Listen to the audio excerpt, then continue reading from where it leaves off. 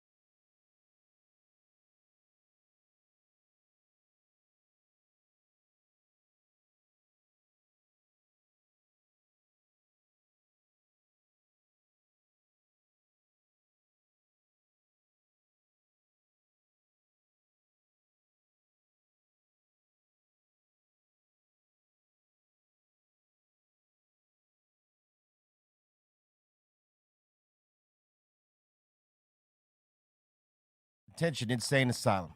Ready to score some epic Dr. Greenthumb show prizes? Every super chat enters you into a giveaway for a free gift. And the more you give, the bigger the rewards. Check this out. Send a $20 super chat, and we'll hook you up with the sticker pack or pins. Drop a $50 super chat, and you'll snag a t-shirt or a hat so you can rep BREALTV in style. But if you're feeling bold, hit us with the and we'll send you a mystery box loaded with over $200 worth of awesome surprises. Don't miss your chance to win. Send your super chat now, and let's get this party fucking started. Let's go.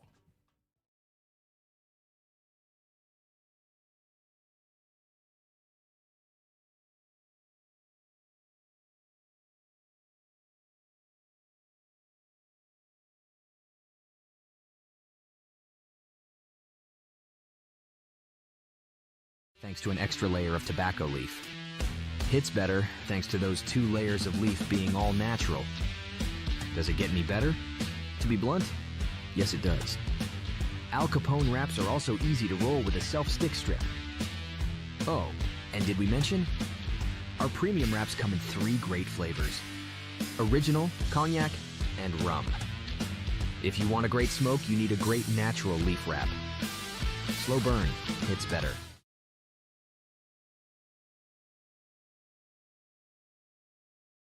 Taking dictation until after you have listened to this introduction.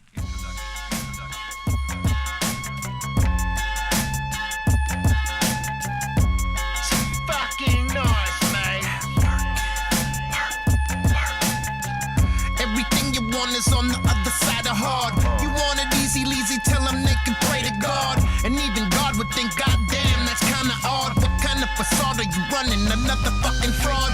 You ain't put the work and you just wanna clutch your bag. If you try to touch my bag, then I gotta clutch the mag. Barrel stays smoking like a chain smoking stoner. Promo coming at you while the homie smoke a corner. Want a job at Greenthumb, come see me, I'm the owner. But I might be on the phone, so just wait, you're trying to take a number. Don't be coming with your hand out, that shit never panned out. You're looking at the standout that planned out. In the meantime, he don't roll the brand out. They don't understand we taking over, it's a damn route. We ain't fucking with no boot pack lame ducks. When you think about it, no one is the same as us. Work in, work, put that work in, work, put that work in, work, put that work in, work, put that work in, work, put that work in, work, put that work in, work, put that work in. I know killers and dealers, gorillas, real straight to Zilla. Every day's a hustle, got the grind with my winners. Sicker, heavy hitters, look like Pittsburgh Steelers. Present to work, late night, son, and my niggas unfamiliar, hit the corner block. Yo, reconsider, deliver bigger quantities, way back. Remember? Blood spills in the winter night, beef frills the wizard. Psycho less the ripper, come on, son, illa. Dismember sick, bitter, turn me to a grave digger. Stripper, ruby slippers, flipper, unzip my zipper. She's giving up the pee, caught me pulling on the whiskers. Thicker, bigger stacks of cash, secret people whisper. Counting so much cash that my fingers got blisters. Transmitter, splitter, counterfeiter, glitter. Discipline your mind, spoke that neurotransmitter. Work hard, get your money, blaze that fire, apple fritter. Put that work in, work, put that work in, work, put that work in, work, put that work in, put that work in. Attention Insane Asylum. Ready to score some epic Dr. Greenthumb show prizes? Every super chat enters you into a giveaway for a free gift. And the more you give, the bigger the rewards. Check this out. Send a $20 super chat, and we'll hook you up with the sticker pack or pins. Drop a $50 super chat, and you'll snag a t-shirt or a hat so you can rep BREALTV in style. But if you're feeling bold, hit us with the $100 super chat, and we'll send you a mystery box loaded with over $200 worth of awesome surprises. Don't miss your chance to win. Send your super chat now, and let's get this party fucking started. Let's go.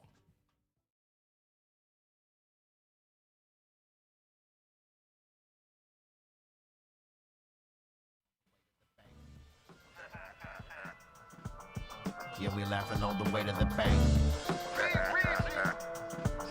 They say we laughing all the way to the bank. You know we laughing all the way to the bank. Slap you in the face with the flavor. Snap like a Slim Jim neighbors. Pile of shit haters. Wake up and catch the vapors. Taking care of beers on the marquee. Rocking for the ages. Rocking them sawed-off gauges and acting outrageous. Be careful, the vibe is contagious. Your mind races. Your thoughts never connect, cause the vibe got you snapping that neck. Now reflect, see the man in the mirror. I can't say it any clearer. He be wildin' out, he be styling out. He be on the culture, yeah, he be vibing out. Riding on the wall, yeah, you know what he about. He on that real shit, flipping the mic, ready to kill shit. Let him in the building, the killing, the curse, feeling me, spilling his words, killing his spitting his words, venom, a lyrical burst in him. Imagine like John Lennon. You know we laughing all the way to the bank. Yeah, we laughing all the way to the bank. They say we laughing all the way to the bank. Hey yo, even if it's sunny or gray, I make money all day, then count it up in the money machine. Laughing all the way to the bank, blazing the dank, then escape to the ranch, make a salad with craft. Friends dressing, blessing, DJs with a test pressing, bang it on the air while I'm bench pressing. Is less stressing, pumping dumbbells than gun shells. OG style, crack your head like a nutshell. You get done well, psycho less back from hell, and even from a distance you get hit with the funk smell, baby. No time for hanging out. I put in this work, now I'm cashing out.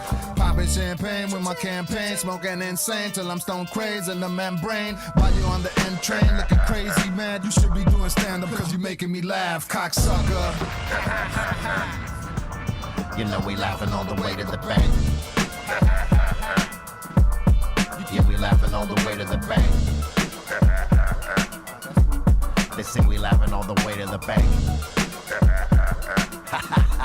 You know we laughing all the way to the bank. I roll like a Mack truck, running through your block, no backup. Homie, you better pack up, your style's all hacked up. Machete flow, act up, cut you down the sides, trying to track up. All you clowns make me crack up, don't get clapped up. Coffee in my cup, get wrapped up, like a gift all wrapped up. Put you under the tree, now Insane sack up. Asylum. Ready to score some epic Dr. Greenthumb show prizes? Every super chat enters you into a giveaway for a free gift. And the more you give, the bigger the rewards. Check this out. Send a $20 super chat, and we'll hook you up with the sticker pack or pins. Drop a $50 super chat, and you'll snag a t-shirt or a hat so you can rep BREALTV in style. But if you're feeling bold, hit us with the $100 super chat, and we'll send you a mystery box loaded with over $200 worth of awesome surprises. Don't miss your chance to win. Send your super chat now, and let's get this party fucking started. Let's go. This is what we came to do. This is what we came to do. Party, party, party. This is what we came to do. This is what we came to do. This is what we came to do. Party. An extra layer of tobacco leaf. Hits better thanks to those 2 layers of leaf being all natural. Does it get any better? To be blunt, yes it does. Al Capone wraps are also easy to roll with a self-stick strip. Oh, and did we mention? Our premium wraps come in 3 great flavors: original, cognac, and rum. If you want a great smoke, you need a great natural leaf wrap. Slow burn hits better. And everything you put in it will come back and finish. Put the joint on the table, then you fucking spin it. When you smelling the smoke, you know who fucking lit it. It's just a part of the game, but you ain't got any. You never knew what I had it, and yet I got plenty. What you sipping on? Less than sipping Henny. I'm taking his keys, he had too many.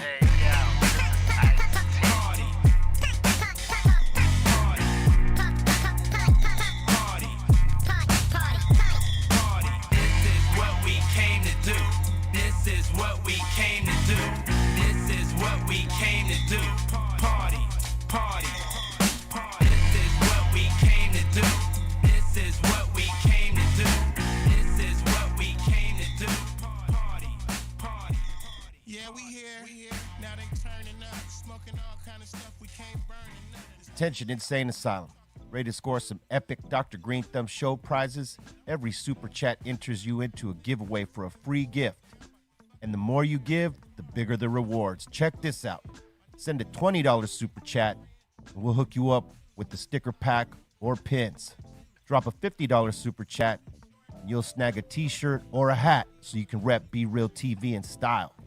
But if you're feeling bold, hit us with the $100 super chat, and we'll send you a mystery box loaded with over $200 worth of awesome surprises. Don't miss your chance to win. Send your super chat now, and let's get this party fucking started. Let's go. Party, party. This is what we came to do.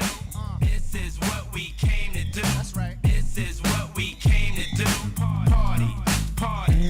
Hey yo, from NY to Calabasas, groupies be chasing us, grabbing asses. Backstage with the axis passes. All they really want is some satisfaction. They wanna hang with Too Short, they idle. Now they boyfriends is acting suicidal. Don't worry, we just wanna bend the back, have a little fun and send her back.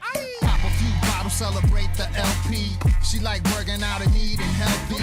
Her whole crew like the Paging Dr. Greenthumb, now come light up. When I pulled up to the party with 2 kegs, I seen her dancing, opening up her 2 legs, looking like she needed a good pipe. She got hammered and passed out, didn't even say good night. This is what we came to do.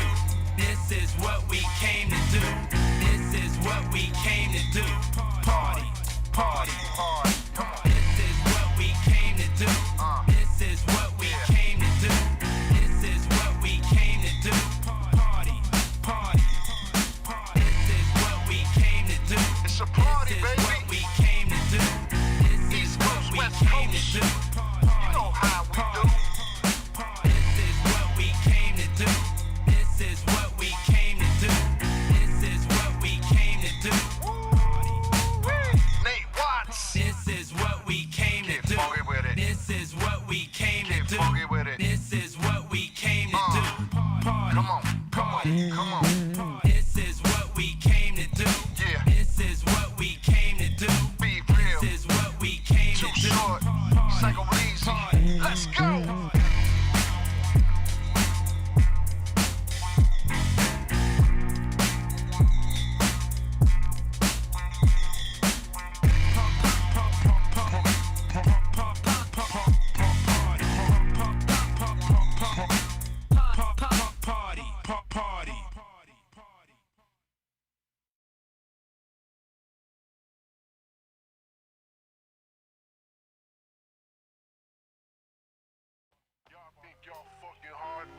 Y'all ain't fucking hard.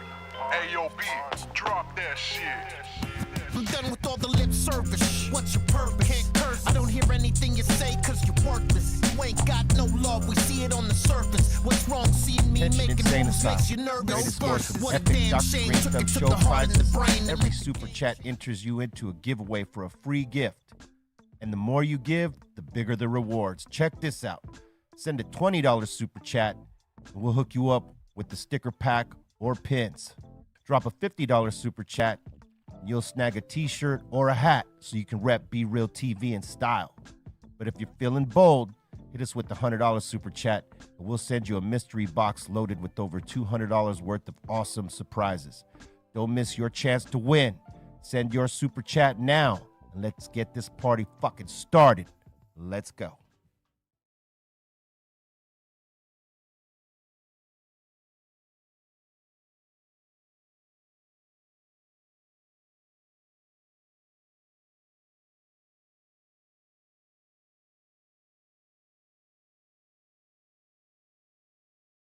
Thanks to an extra layer of tobacco leaf. Hits better thanks to those 2 layers of leaf being all natural. Does it get any better? To be blunt, yes it does. Al Capone wraps are also easy to roll with a self-stick strip. Oh, and did we mention? Our premium wraps come in 3 great flavors: original, cognac, and rum. If you want a great smoke, you need a great natural leaf wrap. Slow burn, hits better.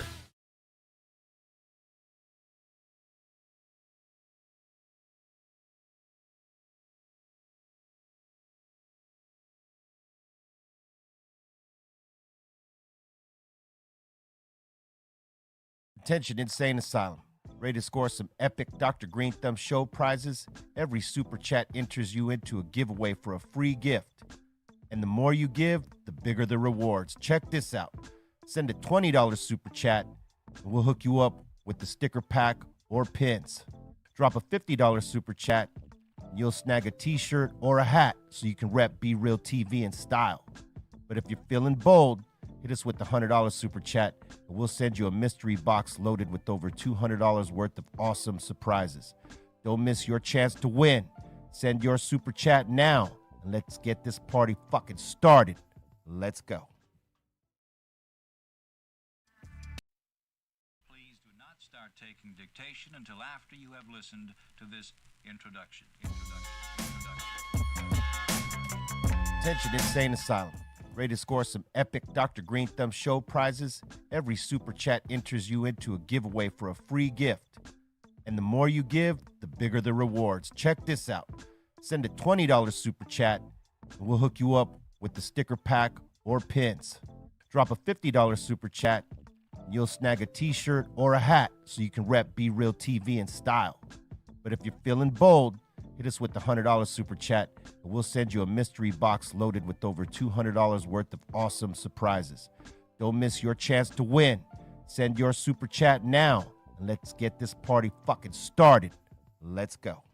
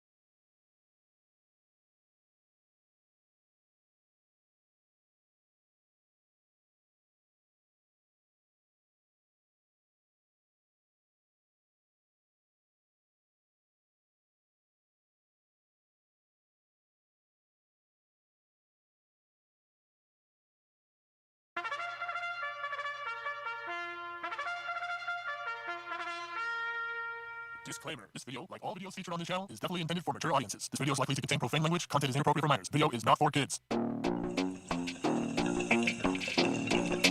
Welcome to the Dr. Greenthumb Show. Lord of mercy.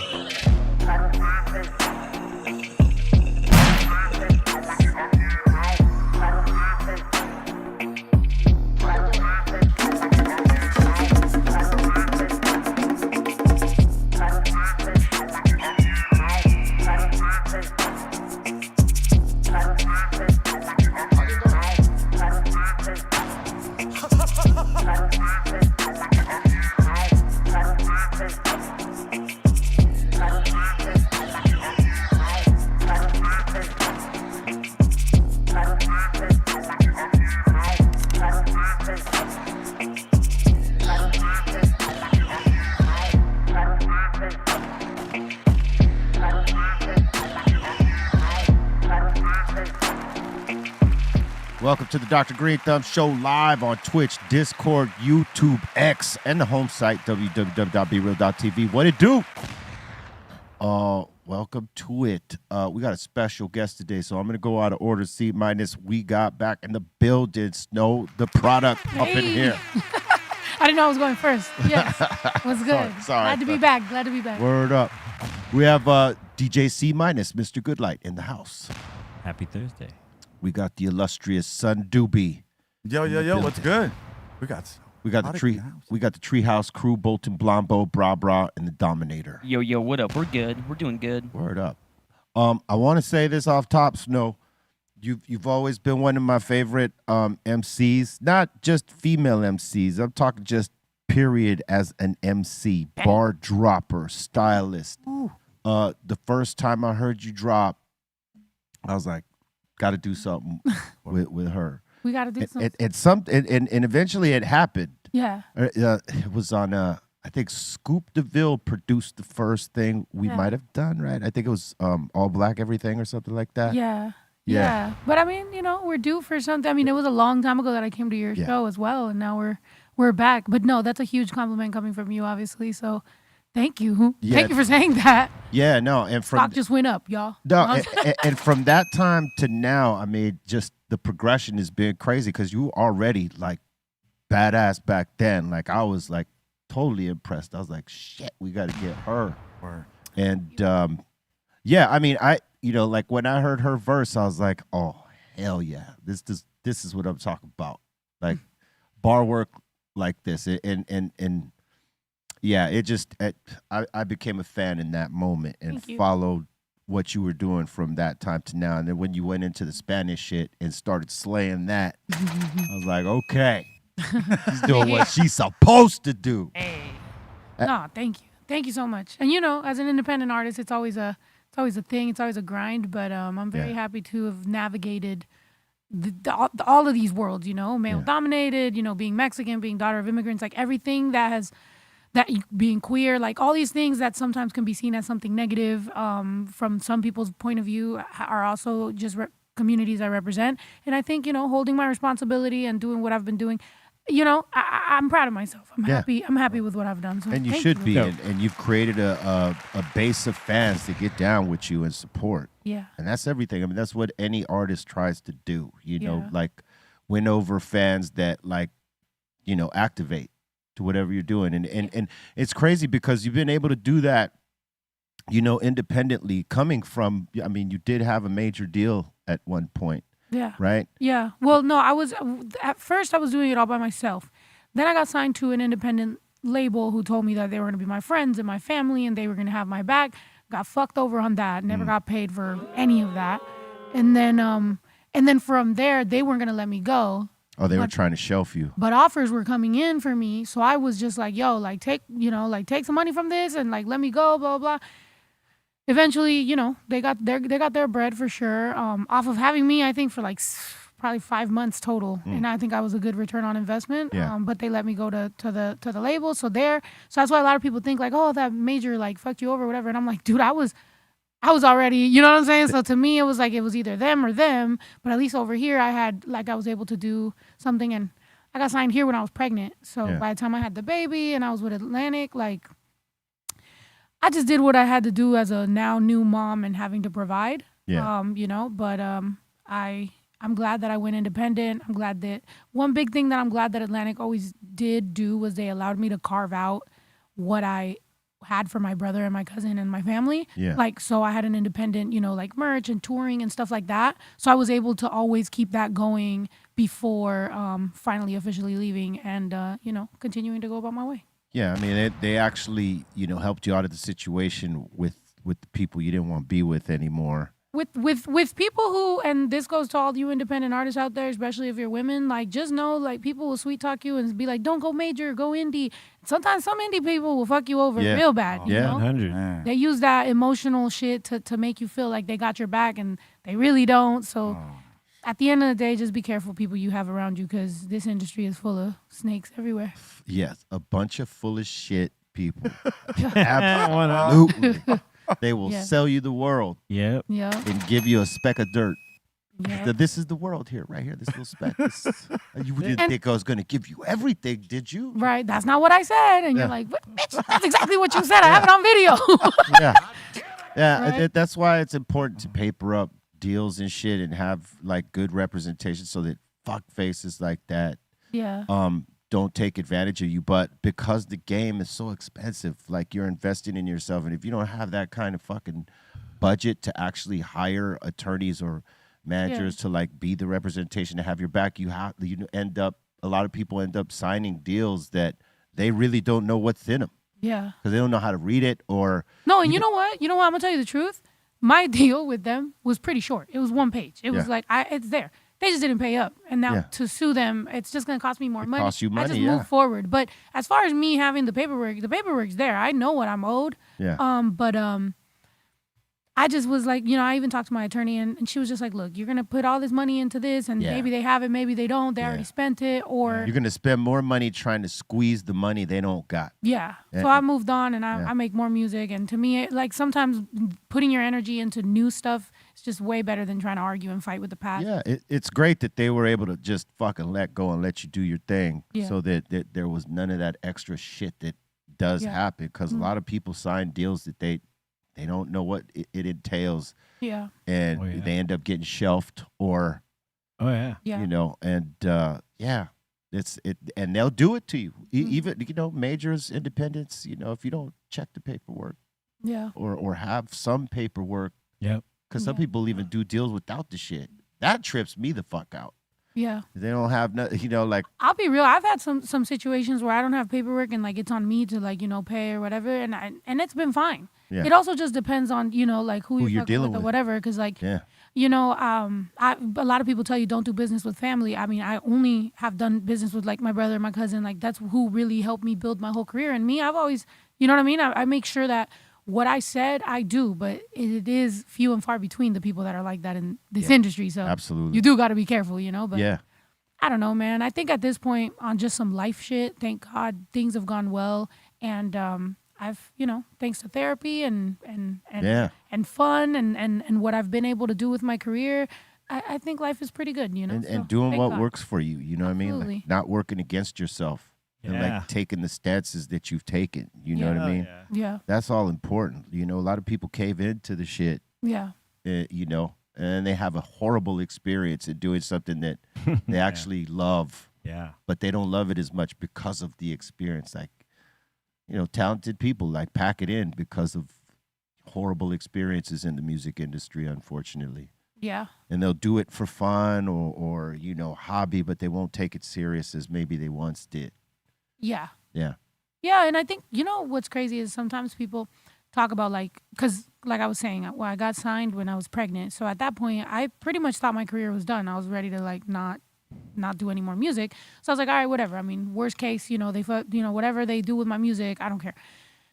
And things actually took off for me. But it's crazy how much people sometimes as artists, they always have this idea that when I blow up, the day I blow up, and they just want to blow up and then they just want to take it from there and always be famous.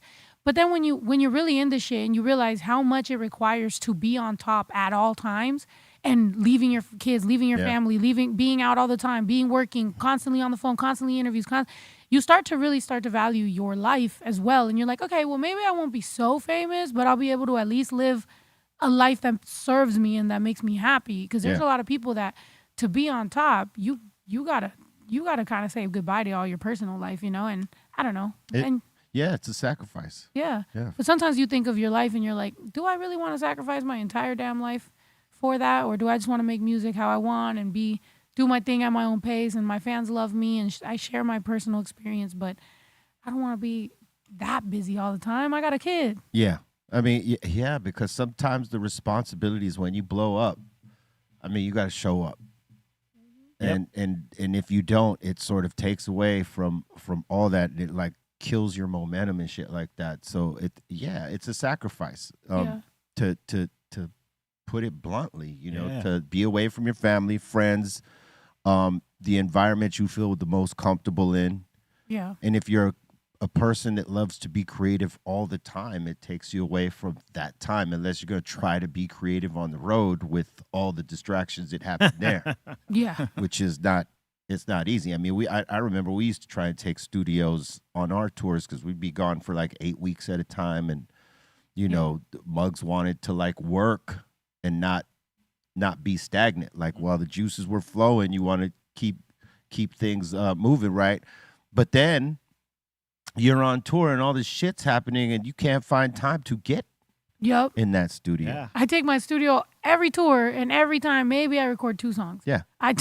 You know, it just gets to be too much. You know, I for me it was like I could see like if you're producing, right? Like if you're putting the beats together, if you're doing that, I could see that. But in terms of if we're doing vocals, right? We're vocalists, we're rappers, we're the ones out there like, you know, pushing out the songs and stuff like that. Your voice doesn't stay the same throughout a tour. Like, so when you record yourself, you might hear like a little bit of scratch or whatever from the little bit of wear and tear that's happening from the tour. Unless you're staying at a low tone and not projecting heavy the whole time, your voice changes slightly. You know what I mean? And it's hard to record or get the tone that you want to get because, you know, you got wear and tear happening. The shows are different than a controlled studio session. If you could be if everybody could be the way they were in the studio session, maybe your voice gets preserved a little bit more. But as you're going out there, the excitement happens. As much as you could be in control, it's still not the same as being in a studio setting. Yeah. And so for me, I was, when we were taking the studio, I wasn't in control of my voice the way that I have it now. So whenever I try to record something, it was just like sandpaper. Yeah. It was in my throat or something like that. And we're like, no, we can't use that. Yeah. Like, fuck. Sometimes what I do is I'll leave those as like a rough draft, like just for the vibe and just to get the, you know, the stuff out, and then I'll like re-record. What happens to me though sometimes is like, oh yeah, I'll re-record that later. Time goes by, people keep the vocal. They're like, you know, the song's coming out, and now I'm hearing constantly the thing that I didn't want to come out, and I'm like, oh my god, bro. But people don't notice. Sometimes people just be like, oh, it's awesome, and I'm like, yeah. I mean, I guess sometimes we notice things that they don't notice. We have a different ear for ourselves than maybe others do. Yeah, you know what I mean? Like, you could go into the studio and like drop the verse, and then be like, oh, that was great, one take, and you might say, well, one take. Well, no, I think I could do that better. No, that was good. Right. And it's like you're just getting fucking warmed up. Unless, you know, you're that good and you knock it out in one take and you hear it back and you're like, okay, yeah, I could see that. But most of the time, if you know, like I've been working with people I've worked with for a long time, so we're, you know, mad honest with each other. If it's it, it's it. If it's not, do it again. But I've been with other producers, like, you know, when I was featured on other tracks where like maybe they didn't have the same relationship with me and they didn't maybe want to say, hey, let's do it again. That was great. That was just one take. I'm like, nah, I don't feel comfortable with it. You do? Hold on. Let me just, you can keep that. Right. Keep that if you want, but let me do it a few more times. I'm getting warmed up. And then when I feel like I got it, I'll tell you that's the one. Yeah. You know what I mean? Just so that they feel a little bit more comfortable about being able to tell me. Because, you know, I know some rappers go in there and they want to drop it in one and not do like 10 takes or whatever. You know what I mean? Right. And they might be feeling themselves in a way where it's like, oh, I'm not gonna let this producer tell me I got to do it again. Yeah. But hey, if the producer's telling you this, their name's going on that track right with yours. You might want to listen. Yeah. You know what I mean?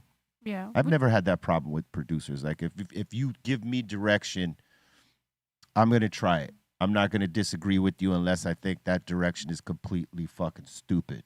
Right. You know what I mean? Yeah. No, same with me. I think people think that I would be harder in the studio than I am because, to be honest, I like direction. I'm like, okay, cool. If you think something's going to make something better, let's try it. Now, sometimes there is some absolutely corny shit that you're like, I'm not fucking doing that. But they're like, can you, make these noises? I'm like, no. No. Like, what the fuck was that? There's no fucking dude, noises. Fuck. I don't know. Me in the studio, a lot of times I do travel with my laptop, my microphone. I record myself. I just make whatever. And then if I want to clean it up later, I go, to a studio or whatever. But I love getting myself a spot, whether it's a hotel or an Airbnb, and having a nice view and recording there. That to me is like a lot more inspirational than being in a stuffy studio with a bunch of dudes. I'm like, it's cool, bro. Like, it's an easier setting. Like creativity. And technology nowadays, you got a microphone, your laptop. Like back in the day, you couldn't put all that shit in the studio, but nowadays you could ride the bus and drop a verse in there. Shit. Yeah, technology's made it. You could just, like you said, have your laptop, just anything you need inside that computer, and you could make at least the rough in your computer without having to be in like studio with a bunch of people. How do you feel about technology getting so far that now it's going to be AI?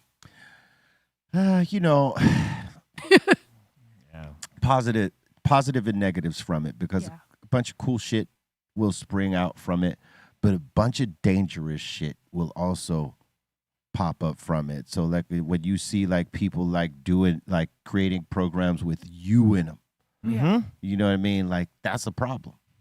But that's technology. It's like that's the real apple bite right there, right? They say Eve fucking cracked the apple that gave us all the knowledge. Nah, that apple is technology. And we all bit that fucking apple. Yeah. Like the information that comes, some of it is great and some of it is not so great. And the potential of doing great things with it is there, but the potential to fuck with people is also there. Yeah, they said one of the biggest threats is the voice. The voice emulator, so it can like it can emulate any of our voices if they heard us speak one sentence, right? Yeah. And then when technology moves forward to the point where we're going to be doing voice recognition for a lot of like things, like people might be able to like hack into our shit way easier based off AI. People may have you doing a song that you ain't necessarily. That's not right. It doesn't agree with who you are. You know what I mean? Yeah. Whether it's a political or a religious type of thing, or any subject matter that maybe you don't necessarily touch, and they want to fuck with you. Oh, we're gonna write this program that he's writing about this. Yeah. Right. And then you gotta prove it's AI and not you. That's the bullshit that we're gonna see in the future. Like many artists saying, "Hey, I didn't fucking do that. They used my image and my voice without my permission." Yeah. But there's also, again, going to be some cool shit popping from it that we're like some possibilities. Like when you say, okay, what if this artist and this artist collaborated, but those artists are gone? Right. They can recreate those artists and show, sort of show us where it could have went. Yeah. That's cool. You know what I mean? But again, there's danger in that too, because they're going to be using imagery and sound that doesn't belong to them. Yeah, and behind the AI, there's always a human, right? So it's like Right. you can make a pop star that's a girl and do all kinds of shit, but it's like some random dude that's like, whatever. So it's like, at the same time, it's like, it's not like the AI is doing it by itself. There's a person back there benefiting off it financially. So yeah, there does have to be, but it's like the way that like laws and everything are happening right now, I don't think it'll catch up to it. Nah, you know what I'm saying? Like, yeah. so you won't be able to protect yourself for a good amount of time. There's going to be some taking advantage of in that shit. I would imagine in the bot culture of IG, there's a bunch of AI accounts right now. Oh, sure. Like, sure. Yeah, for sure. Yeah. Baiting people into shit. You know, and the scarier thing is those AIs that are completely like man free, like man free. Like when you just feed them all, like they just have them scan all this crazy amounts of information that they just do, and then they can start to ask them questions and do stuff, and then, man, that's the scary shit is when you have these free thinking fucking devices, that could easily shut you off. Did you see that video of the AI calling the other AI and then they start speaking their language and Yeah, you're like, bitch, I don't understand this? Yeah. Yeah, that's scary. Yeah, these two AIs were like talking in normal English, and then all of a sudden they realized that they were AIs and they switched to their own language. Well, did you see when they... Beep, beep, boop, bop shit. Yeah. Did you see, must have been like, I'm going to say 4 or 5 weeks ago, there was, or maybe a little bit longer, there was this... a radio program that they had created with 2 or 3 characters, and they did it as AIs, and no one knew that this radio show was like AI, and people just did it as an experiment, and then it went off the air, and the AI characters were talking to each other. I guess we're not real. I did not know we were not real. I can't believe we're not real. Yeah. Like it was having that conversation. They were having that conversation with each other. Creepy. And they even had visuals to it. Wow. It was crazy. Like it was like a morning show or some shit like this. That's creepy. Is there such thing as like self-realization for these these programs, or Eventually there will be if there's not now. Damn, that's fucking wild.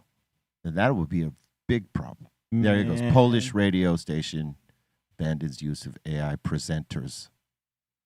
Yeah. Wow. People thought they were listening to 2 real people, and they were not. Imagine they start giving advice to people. Yeah. That's You the know what I'm crazy saying? shit. That's super crazy. AI starts taking calls. We're taking your first call now. From like, That's scary. eating disorders to any kind of abuse. Like, you don't want an AI generated response. Well, see, what people don't realize is that's what we're getting a lot of the times now.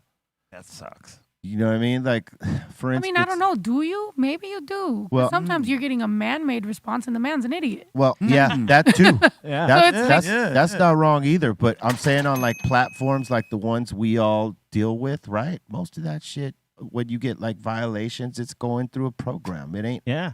They don't, because they don't have enough people to comb through all the violations with human eyes. You know what I mean? Yeah. And so they use these programs. They're probably using the AI programs right now for that shit.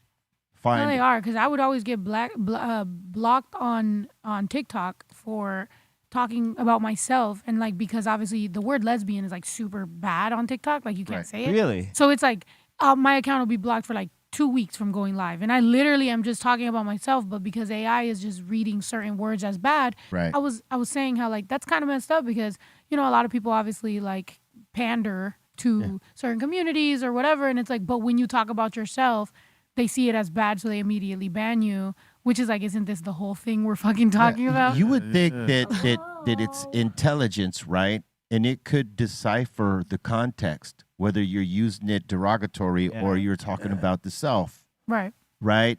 And if you're talking about the self, it should be flagging you for that because you're not talking in a derogatory form about yourself. Right. Right. That's crazy. It's I mean, even with IG, all these platforms, there's they use that technology because again, they don't have enough workforce to be able. It would cost them too much to have human responses. Yeah. And now they're just gonna take that AI shit to the bank. We'll see, man. It's scary. Yeah, it could be awesome, but could be really fucking scary. I mean, it's gonna fuck up a lot of people's jobs. The more AI knows how to do, the less human beings are gonna get hired. So if you thought immigrants were the problem, you're about to have a whole nother problem on your motherfucking hands when robots are doing most of everybody's job, including ours. Yeah. If they take my voice and they start making songs and all of a sudden, whatever, it's like, and we can't protect ourselves. Yeah. Yep. When AIs have hit songs over humans, then what? Oh, there was a Bad Bunny one, wasn't there? There was one that went viral on TikTok, and it was a Bad Bunny song, and it wasn't him. It wasn't him. That's right. Yeah. And he was mad about it. Of course. He ain't getting his bag. If I were him, I would have collected on it. To be honest, it was a good song. And then and then perform that song. Right. Shit, Or if like somebody wants to make a hit song with my voice, just know I'm coming for the check. But if it's good, it's good. And that's another way know? though. If you didn't want to be in your own video, you could fucking totally AI it. Hey, make a video with blah blah blah blah to this song, la la la, and then you don't got to do shit. Thank you. Yeah, you know, pros and cons. Pros and cons. Pros for and sure, cons. dude. You know what I mean? It's just which side of it do you want to be on? But yeah, no, it's fucking crazy that you know they can do that now. I mean, that type of technology is crazy. It goes along with that facial recognition shit, and all that stuff. Yeah. But think of how frustrating it is sometimes when you're talking to a representative that's AI, or when you're when you're having to do your own groceries on the little thing. It's like, bro, come on. Like, this store doesn't make enough money. You can't fucking get somebody to help me. Yeah. Like, now I got to know what your barcodes are. I'm like, how am I supposed to put my coupon in here? Yeah. It's fucked up. And it's because they don't want, you know, it's just to save their corporation fucking money. To take jobs away from actual people. Right. Oh, yeah. And that way, you know, like if you had a complaint, who are you going to complain to? You're going to complain to whatever the computer is that you're fucking speaking into. I'm going to throw water on that bitch. Yeah. And you ain't winning the argument. Oh, Damage detector. Here, drink this, bitch. Oh, take this whole bunch of water into your system. Fuck off. But on another hand, like, did you see when Kai Cenat was getting all that shit for, like, what they did to the robot? They had a little robot, and they were kind of, like, you know, pushing him and bullying him. And you genuinely, when you're watching that video, you feel bad for the robot. Yeah. And you're like, damn, I'm feeling bad for a robot right now. Yeah. But Yeah. it was sad. Yeah. You know, little poor little robots just getting bullied by humans. I'm like, damn, dude. And that robot had absolutely no feelings. It's just programmed to do a thing. but the treatment of it, everyone was like, even my mom mentioned. Hey, stop that.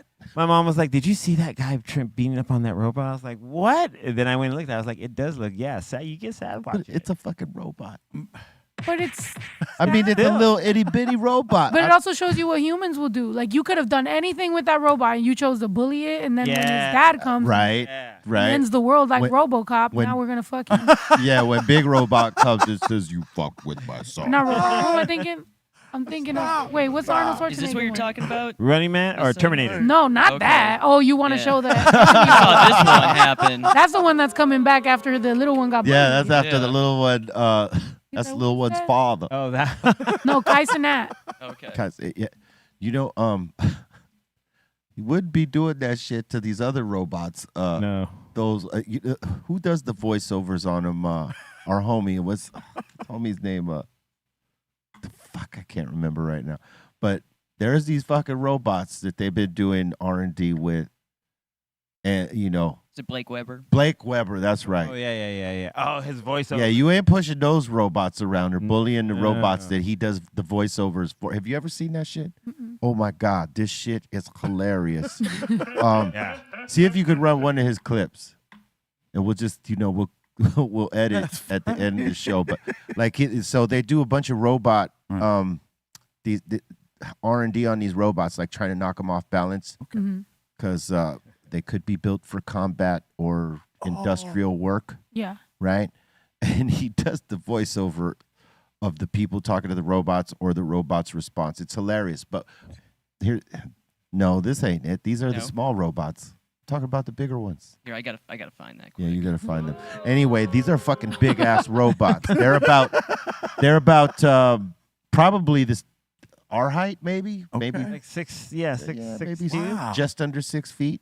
Damn. And they're trying to push the robots over and all this other shit, knock them off balance. You don't feel sorry for those robots Because they look like kind of killers. because they look like they will kill you Yeah. eventually. I don't. Yeah. But when it's a little itty bitty robot like that, yeah, your emotions get attached to it. Yeah, It's because yeah. it's like a little dog. Speaking of, did you see that Megan Fox movie with the robot? She's a robot. I What's the didn't. name of that movie? I'd seen trailers for it, but I'd never seen it. Yeah, the dude falls in love with she falls in love with the human, and he's like his wife is like in the hospital or something, and like she's really trying to fuck this dude, and I'm like, you know, a man made this movie, Because Yeah. why is the robot like Trying this to is- fuck, yeah. Right. Like what the hell? And then it's like, why would, because it's a robot that's supposed to be a babysitter. And it's like, why would she have woman parts working?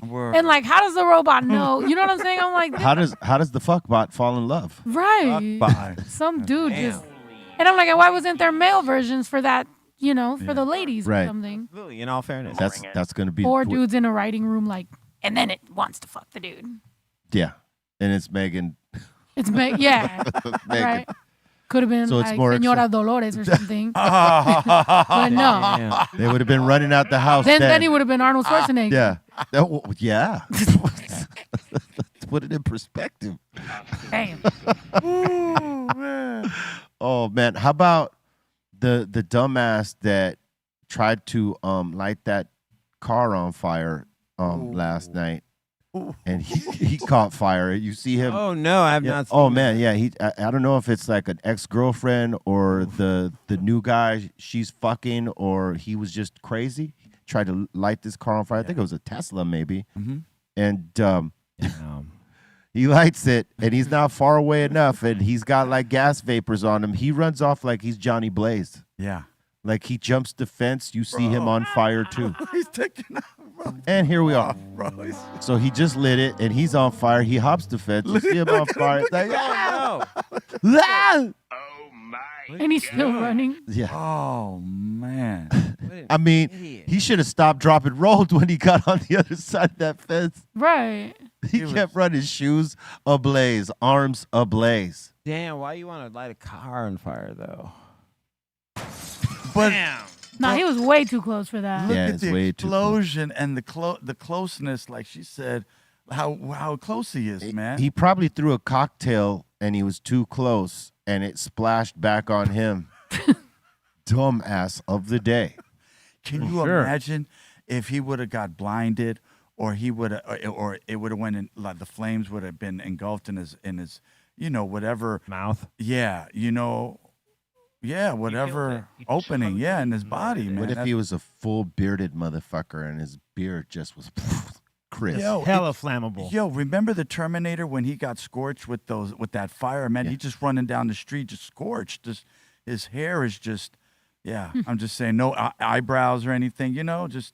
Well, you know, if anybody shows up to the hospital with any degree of burns to the face and hands and feet, oh yeah, he's gonna get caught. Word, because the word is out on dude. That You don't shit do was that, out sure, last man, night, yeah. this morning. I could imagine the kind of ring cam that the neighbors across the street had on that shit. Like, oh Right. shit, this guy's on fire, and he ran into his car like that. He didn't leave like drop and roll. He ran into his car just like that, on fire. But he must, the human spirit, how he, after that explosion, I would have just passed out. But he had the energy to human climb the human spirit to climb the fence and run, and still he persevered. He had the resilience. Adrenaline. He had human resilience. Resilient. Oh my god. Ooh wee. Man, over life and death, like mind over matter, just.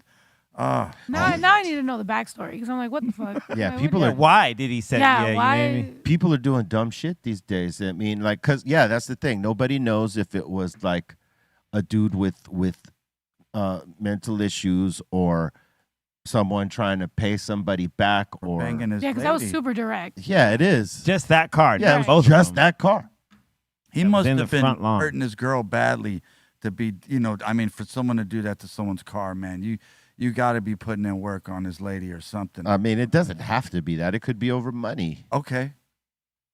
You know what I mean? It could be over some other personal shit. Who knows? Right because on. they didn't catch the dude, so there's no real backstory to it.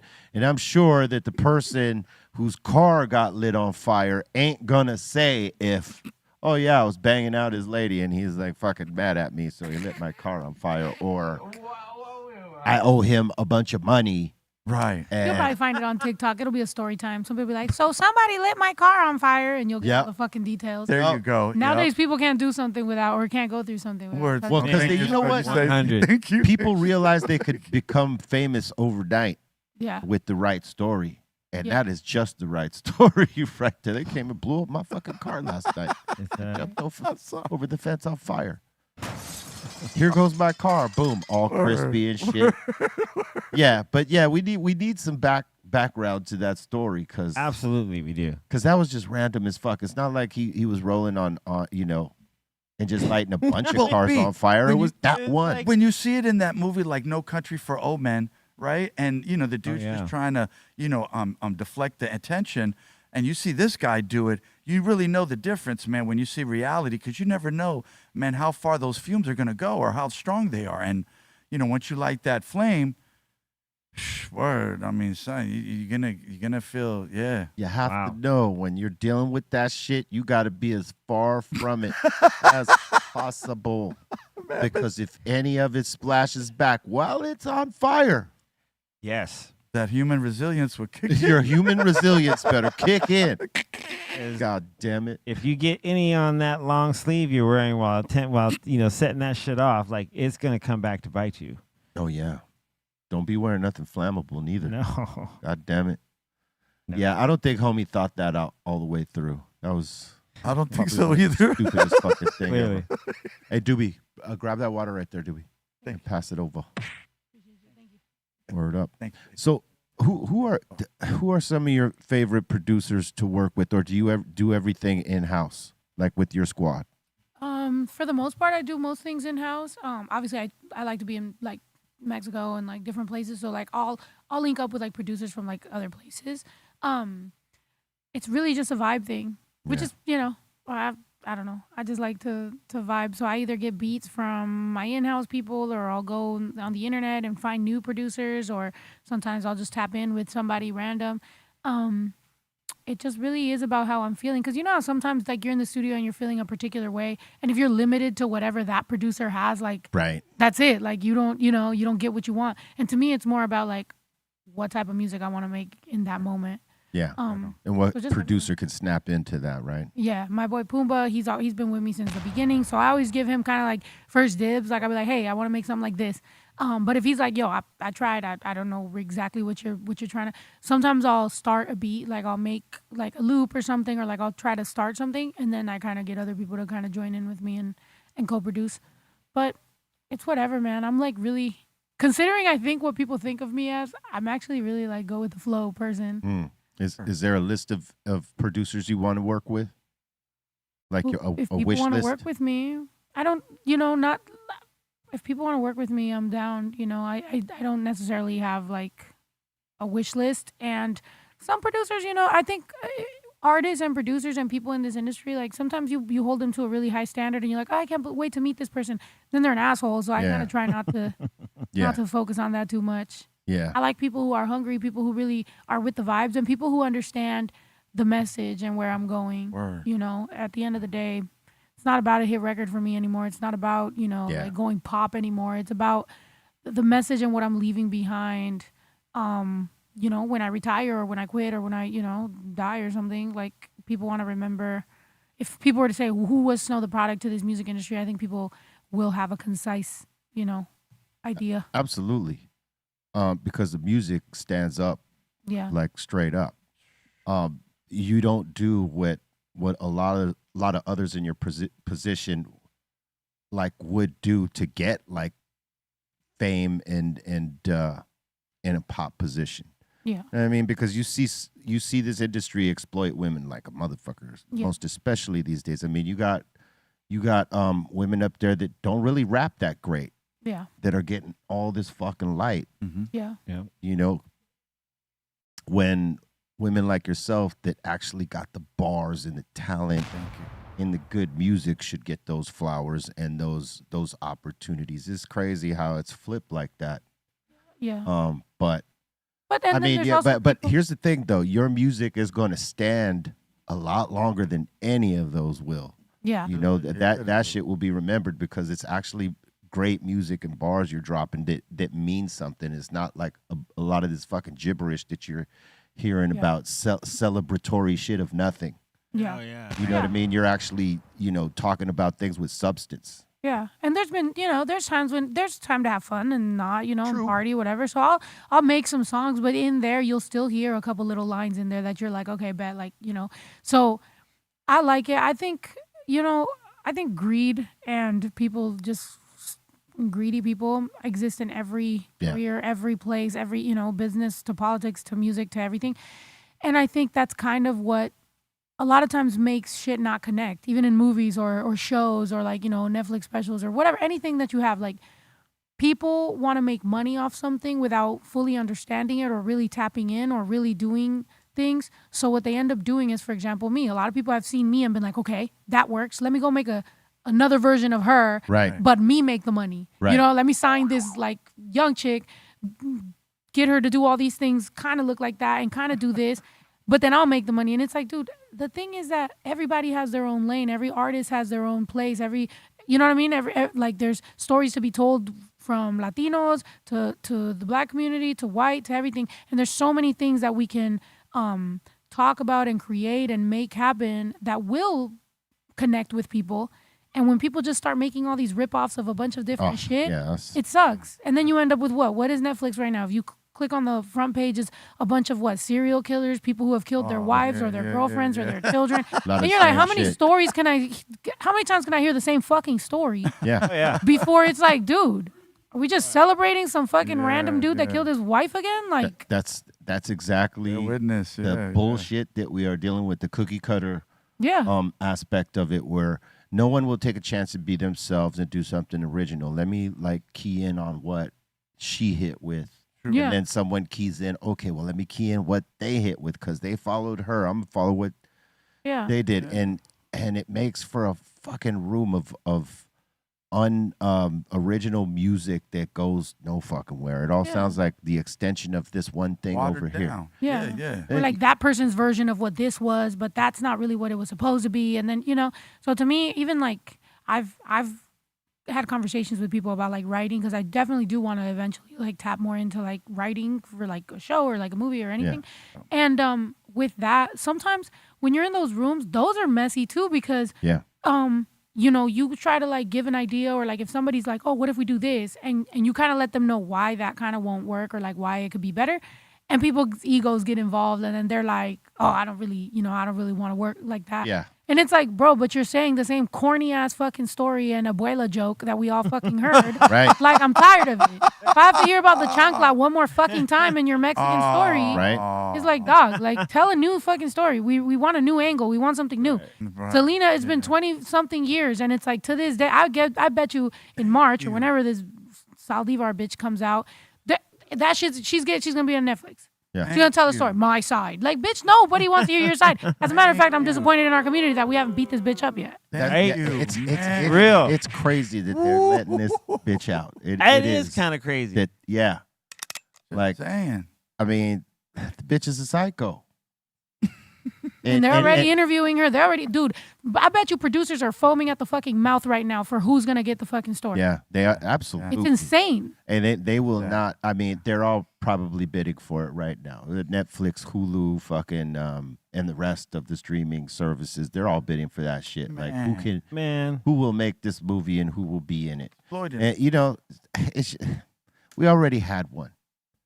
I mean, and we all know how it ends. We shouldn't have to hear this fucking bitch's story, man. That shit is crazy. Yeah. She took a big talent away from people and trying to cover up the bullshit she was doing. But it's like, natural born killers. They like the sensationalism and the controversy that goes along, and the violence and the things that, you know, negative stuff on the side that comes along with it. You know what I mean? And then it just sucks, man. You just got like a small percentage of folks out there that just they wrong for that. I'll say this: look, people seem to be more forgiving of fuck shit these days, right? Yes. And that is a trip to me. Yep. Because we were held to a different standard, right? So when you see, you know, people talking about forgiving people who have done some fucking awful things to others, it's a hard pill to swallow, because you know exactly who these fucking people are. They showed it to you. Yep. You know what I mean? And people are I mean, you got to have a forgiving heart, right? If you believe in God, God asks you to forgive, because how could you be forgiven if you ain't willing to, right? Yeah. But also, there are some fucking evil motherfuckers out there that are beyond redemption. Yep. Right, and we're seeing folks so easily willing to forgive those folks. Yeah. And for no reason other than to say, well, fuck the system and fuck what you're talking about because let them go and let them go free. They've served their time and all this other shit and forget what they did. It's like, no. Thank you, B. Yeah. You still got a family that has to deal with that shit every day that this person took. Thank you. Their loved one out of this world. For no fucking reason other than to cover their bullshit. Word, man. Dude. Not in self-defense, not because they were being abused or anything, because they were covering up their shit. Yeah. And then they're gonna come out and say, when this bitch comes out and is like my side or my story, she's just gonna throw dirt on somebody who's no longer here. Like, what are they? Yeah, she's gonna be able to say whatever she wants and try to like seed doubt and make a lot of people. And you know what's really fucked up is a lot of the Hispanic community is actually gonna watch it and is actually gonna see it because we're nosy as fuck as a people. So people are just gonna go and support it, and then these fucking production houses are gonna be like, oh. See, our numbers are high, and it's like, damn it, because we were raised on cheese man. now look, people just care about the cheese man. Hey, it's like a forgive and forget thing, but you better never forget, because I mean, it was proven that she was doing Selena wrong. Yeah, right. And Selena was confronting her on the shit she was being accused of, what the lawyers were going through, all the shit. She was taking money, right? She was taking money. It's crazy, the jealousy or the sandbagging or, like she said, the salt hating that in the community or in the ethnicities that it's done to each other, man. It's almost my thing is what I don't want to see is a bunch of Latino celebrities jumping on her side and making an excuse for that. To pick and choose, right? Because that shit would be like can go left, offensive to a lot of us. Like, don't defend her for what she did. There was like Selena and her family treated that chick right, gave her a job, was paying her, and she was getting over on them. So just keep that in mind when that happens, because everybody has a different opinion on shit these days. Even when you know the facts. Even when people know the facts, they'll still be like, well, but. I don't want to see no more girls trying to get tough with me and saying that they'll beat my ass. You ain't beat Yolanda Saldivar's ass. Nobody in Texas better ever tell me they beat my ass. Where is that smoke for this bitch? Exactly. Nah, for real. No, and with a lot of other things, too. I mean, I feel like we've all grown up, we've all grown up with that aggression and that street sense and all that, gang shit and all that, right? But I do feel like at some point when this amount of like racism and disrespect for our people, in all of our communities, I feel like it gets to a point where it's like, bro, where is that smoke for all these people that are being fucked up? Yeah. Because I feel like at some point you can't keep saying you down, but they're beating up on your abuelita and you're not doing shit. Oh, that's the worst. And by the way, I said that on purpose like that because a lot of them are no sabos, so it's like you're trying to communicate. By the way, my son's no sabo. Yeah, so. our guy up there, over here, he's no sabo.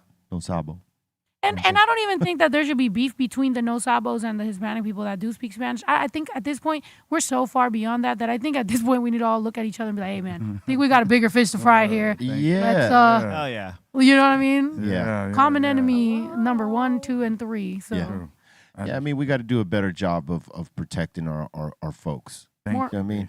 More celebrations together or something. I don't know. Something to bring the community more together because it is getting real ugly out there and it's a shame. It's a shame to see it.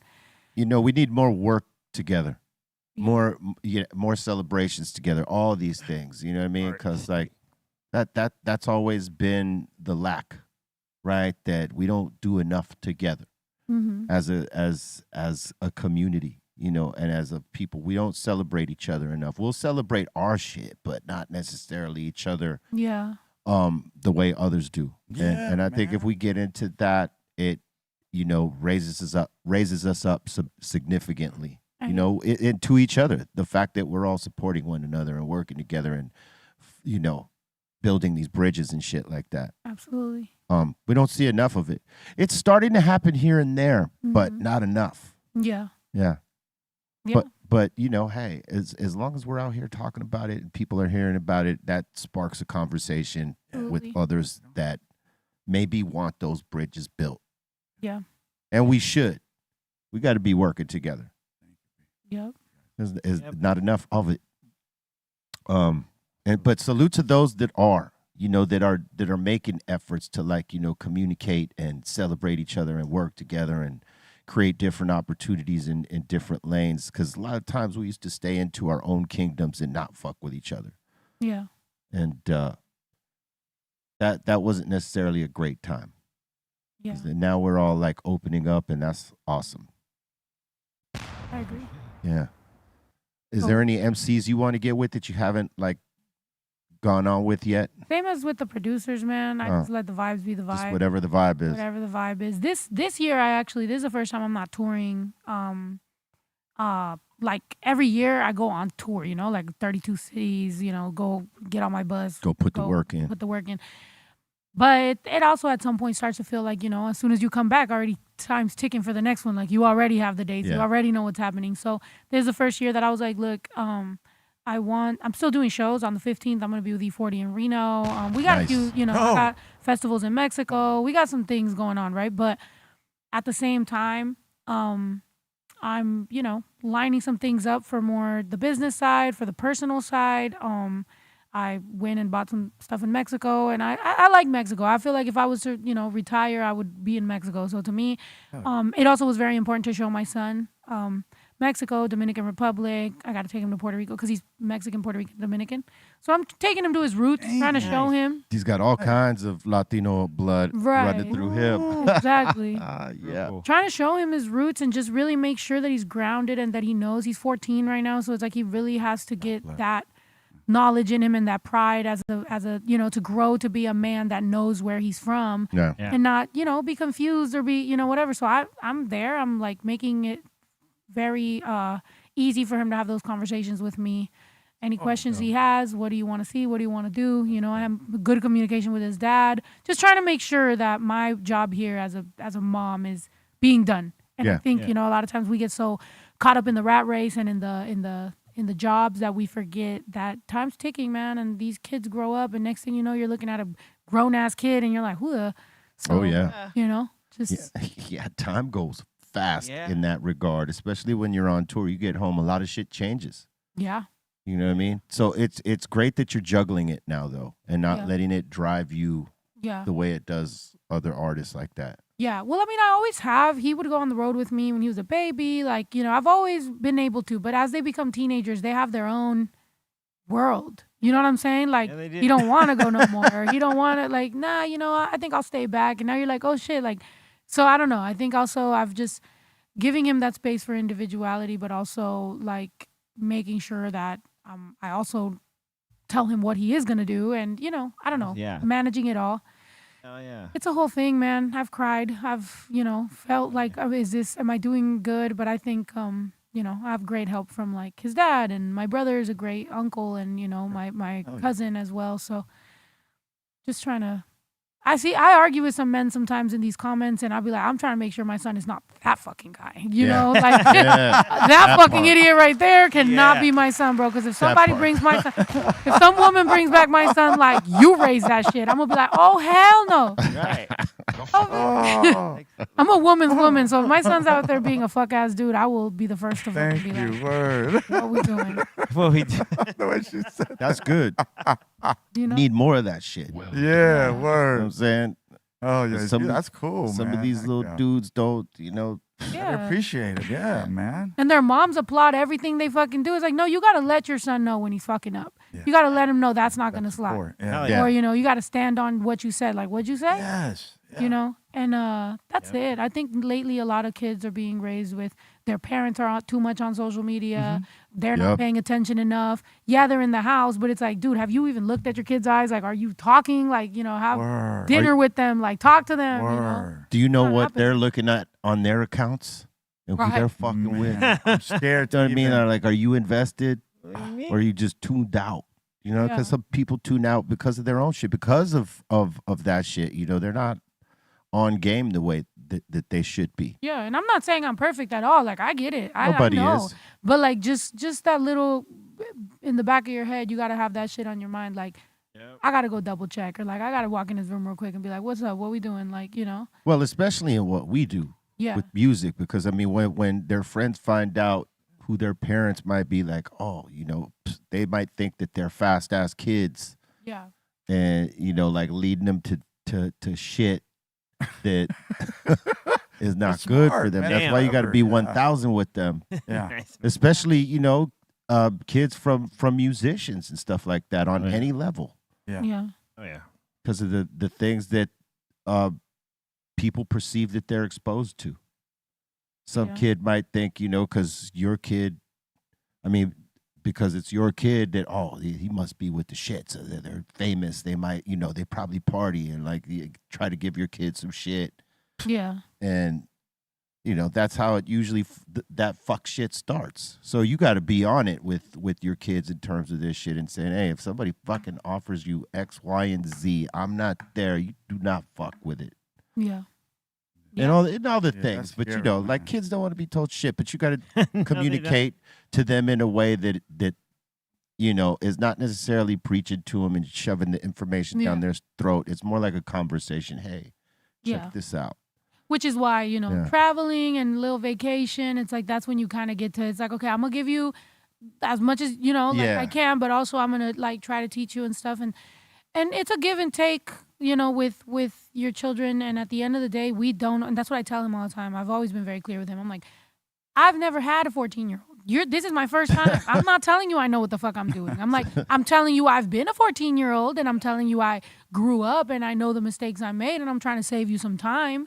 But other than that, I'm like, you can do whatever you want, but just know you're gonna live with those repercussions, and you're gonna live with those with what comes from that. I like that. And he be looking at me like, and that is true. You're giving them you space. will. That's some real shit. A lot of space. You're giving them a lot of space. Yeah. People be in denial of some of the shit that they've done as kids or young adults or whatever, but believe that even though they might deny it to others, when it comes to the self and they're looking in that mirror, stay true. They fucking know it. You know what you, You know what the fuck. You know what I mean? And you know what everybody tried to tell you to do that was right, and what you did that didn't match up. Okay. Because we all make mistakes. Like you said, we're all fucking human. Ain't nobody perfect. We're sometimes we don't listen, and we learn a lesson out of that not listening. Or some people just don't listen forever, and they're just constantly there's some knuckleheads out there that ain't.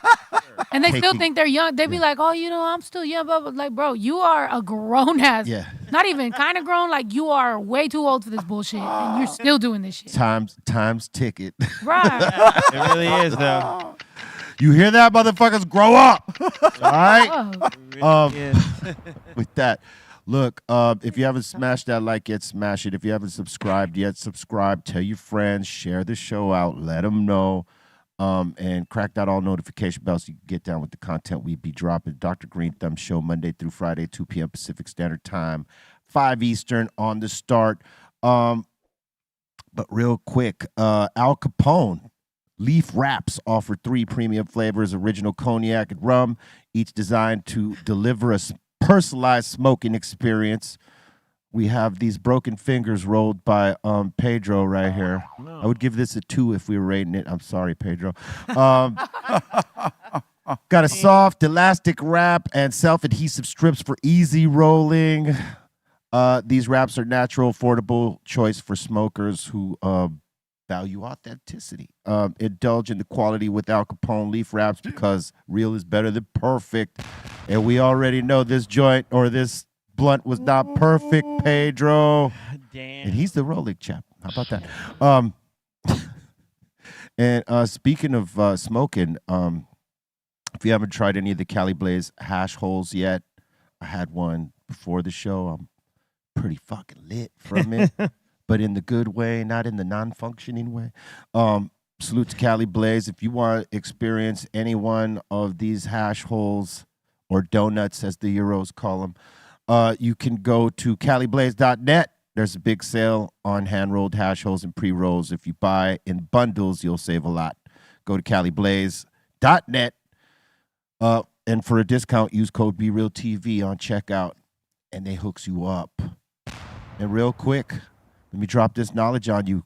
Did you know it is the birthday of the legendary Mary Wilson? Born on this day in 1944, Mary Wilson of the Supremes. Happy birthday, Mary Wilson. And did you know it is also the birthday of the legendary Dave Gilmour of Pink Floyd? Born on this day in 1946. One of the absolute greats. One of the fucking greats, absolutely. One of the baddest songwriters in the genre, hell yeah. Did you know in 1965 the Temptations went #1 in the U.S. with My Girl? Also, some of the best to do it right here, the Temptations. And did you know it is the birthday of the most dominant center in the NBA, in the history of the NBA, Shaquille O'Neal, the big dog. Yeah. Born on this day in 1972. Four-time NBA champion. Yes. Did you know it is also the birthday of the legendary bar spitter Beanie Siegel, born on this day in 1974? Ooh. And did you know it is the birthday of the one and only Tyler, the Creator, born on this day in 1991? Yeah, Pisces. He is a bad dude. Love this guy. His bar work, his creative visuals, his songwriting, man. Yeah, we're gonna get him on the show. Oh man. Bring it. And Camp Flogna is fucking awesome too. You almost got kicked out, yeah. Me and Dro, like That's how 5 awesome years it ago. Word up. Yeah, I remember that story. Real quick, new music alert, Illusions with LSO, Coyotes, Slang, out now. Be Real TV, knocking pins down, out now. Diamond D, I'm Not Crazy, with Everlasting Myself, out right now. Real Psycho, out right now. Billy Morrison and Cypress Hill, Phenomenon, out right now. Make sure you check it out. And those who signed on, if you late, if you hit us with $20 super chat, we'll hook you up with sticker pack pins and a bunch of cool shit. $50 t-shirt, hat, and a bunch of cool shit. $100 mystery box and some very cool shit. So if you hit any one of these marks, email us at BRealTVContest@gmail.com with your name, photo ID, proving you're 21 or over, mailing address, shoe size, shirt size. We hooks you up. With that, thank you for anybody who has rocked the super chat thus far. We're about to open up the doors to the Insane Asylum. So if you got a comment, question, shout out, or suggestion, we are here for it. Let's open it up.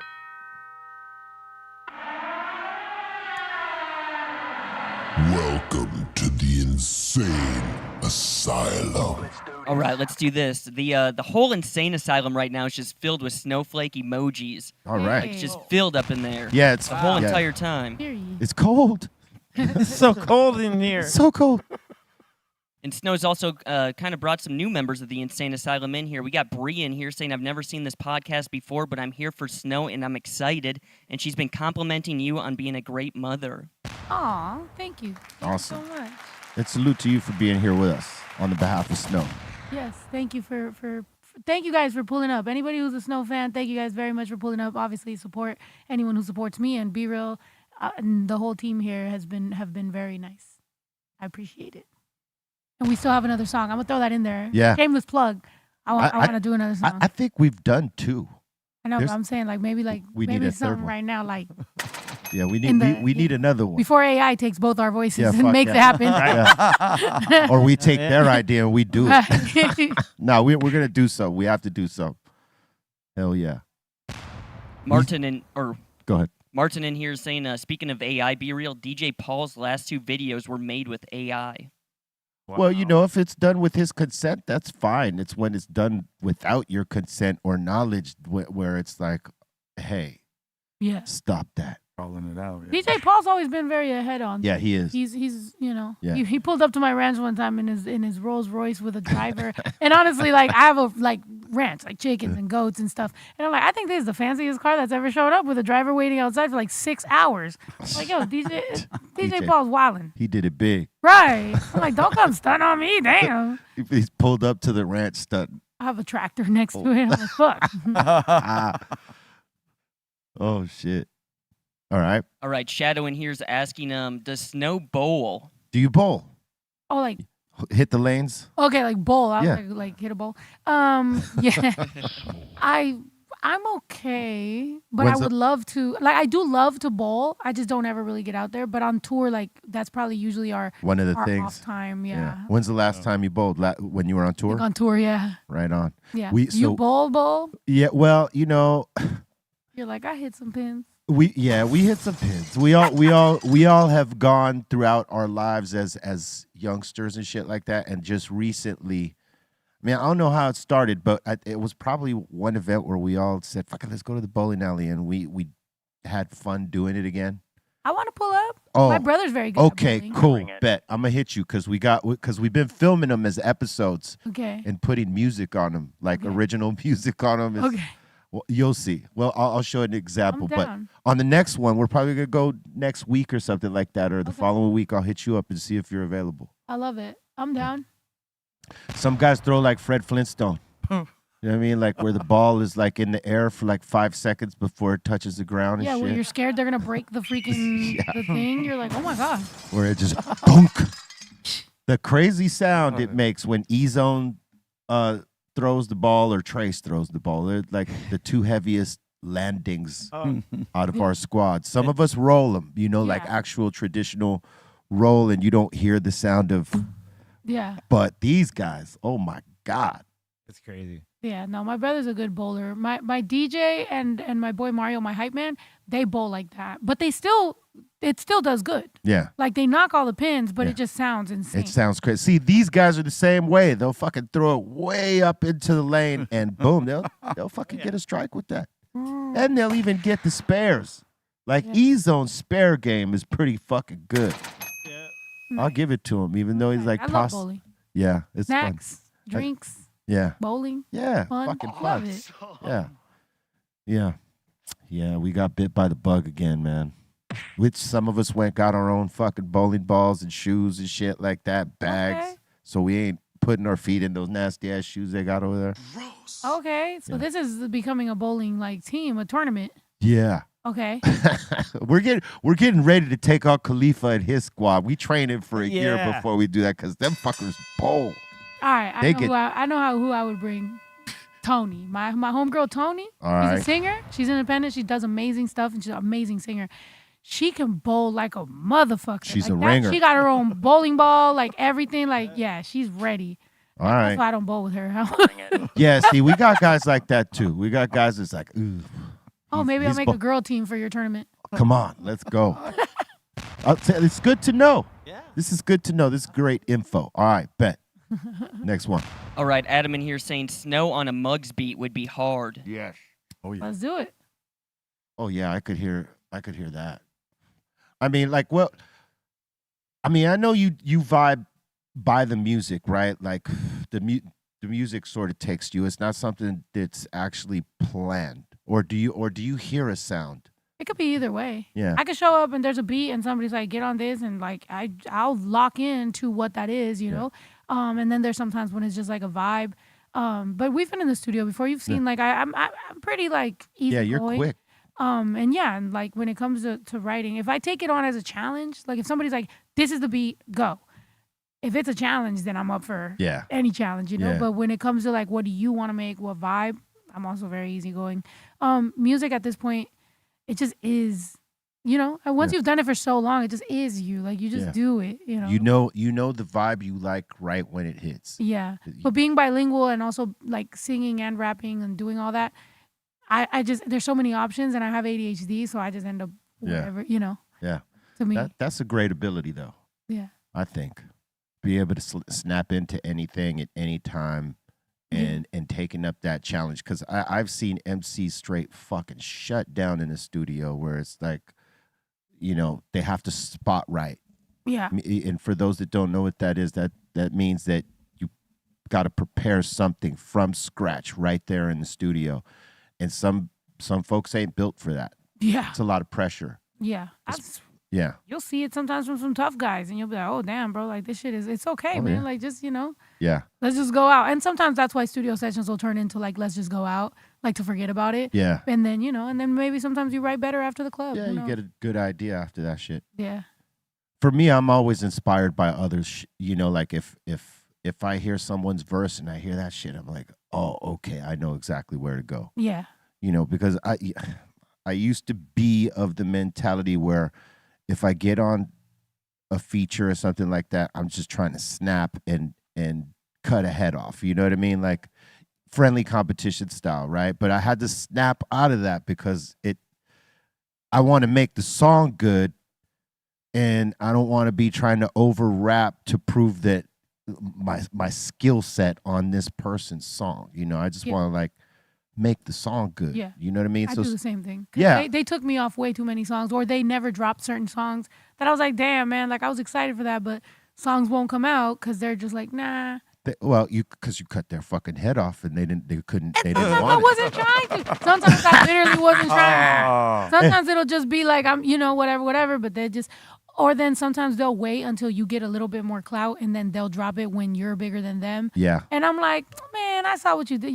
I would have gave you a different verse now. Like, so I don't know. Or they're intimidated by that verse, like that, like, okay, it's one of two things, right? It's either, hell no, I cannot top that. So like we either got to take her off the song or we're not putting this song out because like I can't go and write what she just did. Like some people are intimidated by that. Like, oh fuck, I don't know if I could keep up with that. Yeah. Because your bar work is fucking phenomenal. Thank you. And if you're a mediocre motherfucker, they're not going to keep up with you, and they're going to be like, well, there is a clear distinction between verses here. Yeah. And she fucking wiped the floor with you. You know what I mean? But I would rather people tell me straight up or like, change theirs if they want to, because that's happened too, than to just like scrap the song. Yeah. And then I feel like, damn, bro, like, or like, give me my verse back. I'll just write it something else or whatever. But like, not D-Smoke was someone that literally hit me up and was like, I'm not gonna lie, I'm about to redo my verse because of what you just did. I was like, hey, and that's respect, because that's a big lyricist right there. Absolutely. And I'm like, as a writer, like, I would do this. I would hit somebody up and be like, bruh, I'm gonna have to add something to that or something. Yeah. But I mean, hey, listen. Never happens, by the way. No, no, on the 1000 with all black everything, right? When I heard your style, I was like, fuck, I got to snap into her style because that's actually the style that suits this fucking beat better. You know what I mean? So I went and rewrote my shit just because I was like, oh, okay, this is the right bounce. I had a cool bounce, but this one is the right one right here. And I followed you. And for me, I do that to make the song better so that it's not one of those things where I'm like, oh, I got to redo my shit and outdo what she did. No. Or outdo what he did, or whatever. Like for me, if I don't really do too many rewrites, but in that case, I did because I saw the way that you made the song so much better and the style that you snapped on. Thank you. And I was like, you know what? I'm gonna follow her lead on this shit. And it was my that's song. Artistry, dude. That's good. That's good on your behalf because it's like instead of being like, oh, who's this girl doing whatever, it's like you really were like, yo, this is gonna make the song better. Yeah. That's amazing. That's respectful. Like to me, I think that's what makes you someone that is so respected in this industry and has been doing what you've been doing, because knowing that, yo, like this is just, and I would do the same thing. If I'm wilding and then somebody else's like smooth flow is making me feel like this is better. You know what I mean? It's just better. It's just no, I have no ego about this shit. I was like, she's killing this shit. Let me fucking snap into what she's doing here because this it makes more sense to me. And I always wanted to tell you that because I never got a chance to tell you that when we fucking did it, because it just came out and, you were on the run doing shit and we were on tour doing stuff. So I didn't get a chance to like convey that to you, but I look at it like it was a spark of inspiration because like I try to front run on tracks so that like people keep up with me and shit like that, you know what I'm saying? Oh, yeah. And here you got me doing the same shit, and I was like, yes, because that's the challenge I like. That's how we make each other better, when you're willing to be like, you know what, she fucking killed this right here. I don't want to be the weak link. Let me fucking go in. Thank you. And make this right and snap in that style. And it was a dope style too. Yeah. Thank you. You know what I was just thinking? You performed at the Raider game that I was at a little bit ago. Yeah. That was fucking dope. Yeah. I was like, that was fun. Right. I was just like, yo, like when you have like music with people that like you look up to, but also like you're there and it's like, I'm a Raider fan, you're performing, this whole shit's going on. And I'm like, I can't believe that type of things makes me realize, because sometimes I can't believe like where I sit as far as the industry, you know, like I don't know what I am to this shit. So sometimes I'll be like, yo, like I guess I'm pretty cool, you know, like I got music with you and like now I'm here, and it's like it's very it makes me feel like I'm somebody. I'll say this. Thank you. More people fuck with you than you think. Thank you so much. Say that. I appreciate you. All right. All right, Snow, do you play video games? Yes. Okay, Midget Mike in here's asking. Barely. What's your favorite video game? I've been playing. Well, I used to play. I play really dumb games, so I don't want anybody to think I'm a gamer. What's that worm game on Roblox? I play Centipede? I play on Roblox. Oh, and there's Roblox. Yeah, but there's like this like worm game on Roblox, or there's like baddies, or there's like just random. My son, I'm sure my son won't see this, so I'm gonna tell you guys. So my son plays this fucking game called something about the Bronx, right? Like something on Roblox. So I secretly, while he wasn't looking, added him, and it was gonna take me 20 days to get into Roblox because he was kind of ignoring me for a while. So me and my friends are gonna jump him in that game. So we added our the accounts, and then we're gonna like when he's playing and he's on the server, we're gonna run in and we're just gonna randomly jump him. Oh, man. And I'm gonna film his reaction to just being randomly jumped by people. And I'm gonna do that because figuratively, as your mom, you know, I gotta have a way to like because he's you know, he was thinking he's a little too cool, and I'm like, all right, so let's see, because I was once 14, my boy. Right. But I really did that to start bonding with my son, to be honest. Playing Roblox or like doing any of that, like just kind of stream and play with. I suck. He gets to see me like not be good at something, but kind of like, you know, I want to have conversations with him. I got to tell you, that is brilliant. That is fucking brilliant. I hope it works. It's gonna work. Nobody snitch, by the way. Nobody snitch. Nobody snitch. Nobody. We're gonna send Aton to your house to annoy you every day. All right. All right, Cian here saying they're going to make AI come up with the most seducing, mind-controlling voice and take over the industry. Well, that's very pessimistic. Let's hope not. That's fucking weird. Let's hope not. I mean, yeah, it's highly unlikely, but also not unlikely. Well, the one thing that AI cannot replicate is the actual human interaction, like us coming and doing our show and being with the fans, being on stage, physically there, performing this music and that sort of vibration. It cannot imitate that. Yeah. I think, I will say that I think they're conditioning you to be a little more susceptible to it, though. Like, I think allowing so many people sometimes to be in delusion is making people, maybe some people will fall for it, but it'll be kind of like pop music where most people will fall for it, but then you'll have your core that knows better. Right. Because there has to be something to soul, right? Yeah. Like we have a soul. There's a reason that some people are the way that they are, whatever. So I would like to believe that people will be able to decipher between, you know, a soul and a person and like real and not. But at the same time, we've seen it time and time again where there's soulless music that has billions of streams, and then there's real shit that gets ignored. So I don't know. Nothing even. It's 2025. Nothing fucking surprises me. I think the world is cooked. It is. And this is like a cycle that is always perpetuated where there'll be some bullshit that is on mass scale accepted, and it might not be that good. It might be even mediocre, but people will take it like sheep mentality, right? Yeah. And the real shit that we love, you know, the percentage of people that are, you know, like look at it like us will gravitate to that music. It's just it'll be on 1,000 because of technology and how it exists to, you know, put it every goddamn where. I mean, where it listens to you and says, you know, like we could be talking about a certain fucking product and the next thing it's, you know, on one of our social media platforms promoting it to us, whatever that shit is. I mean, you know, it's that fucking advanced to where it knows everything that we're talking about to be able to market back to us. including the shit we don't like. You know what I mean? You because that'll get a reaction out of you, and then you're like, they like to put things in front of you that you're gonna react to or comment to. Yeah. Because that gets engagement. Yeah. And what's fucked up is that lately that's happened to like meme pages or like pages that are supposed to support, you know, our culture and stuff. They'll put something that you're gonna get pissed off at. Oh yeah. In front of you so that they get all that engagement. But it's like, but at what point, like, who the fuck?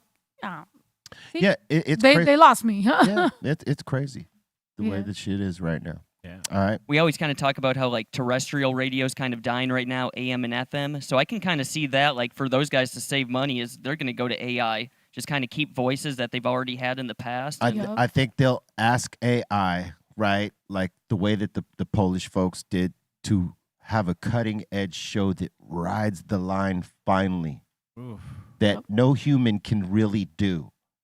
Because one of us will always push it over the limit and get ourselves fired or in some controversial shit. Yeah. Whereas, you know.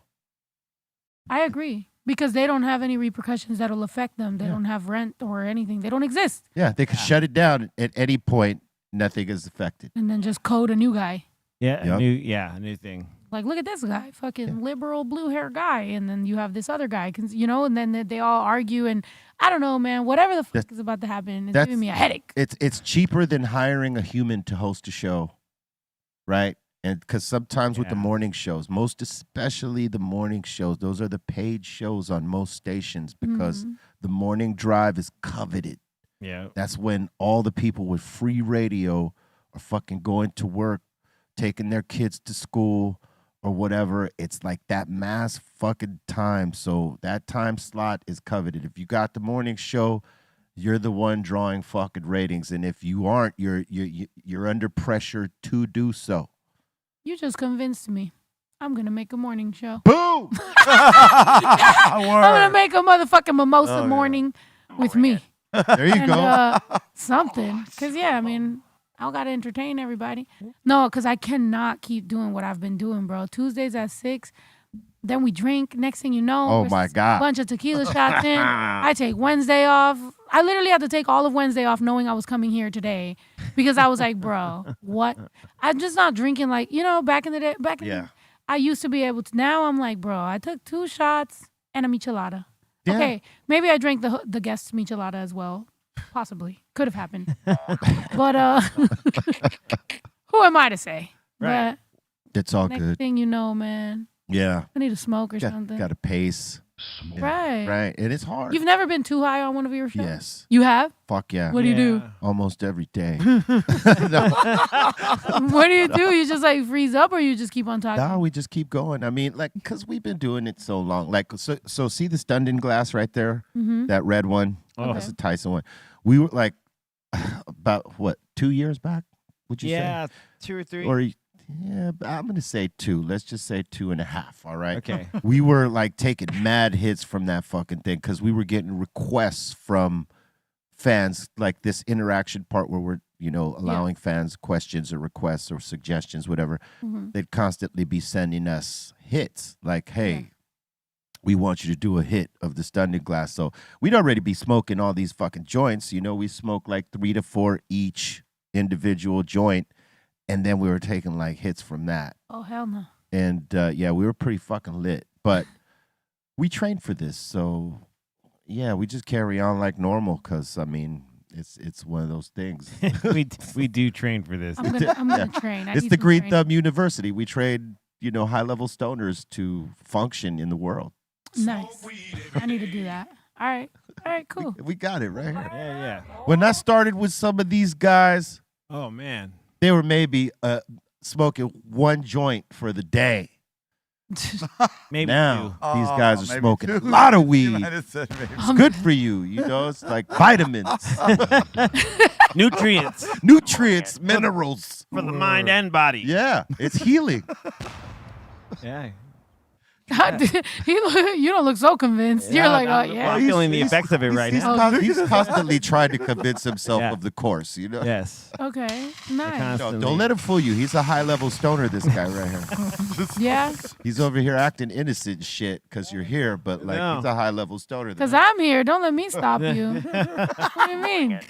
I won't. I'm trying to grow my green thumb when it comes to gardening. I've been gardening a lot, trying to. Nice. Oh yeah. Do you feel like in a zen place when No, you're it's gardening? stressful as fuck. Stress. It's so worried fucking about- stressful. you're worried about yeah, everything. I'm worried about them. And then also my mind is just fucked up because I'm like, so seed, and then just water and sun. And Right. now there's all this stuff that wasn't there, which is crazy because it's like as a mom, like I also like made a child and then I pushed out a human who is now a person.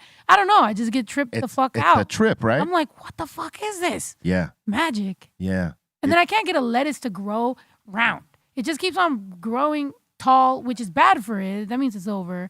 But I don't know. Anybody here have a green thumb? Because a lettuce needs to be a ball. It's not. I've grown other things aside from weed.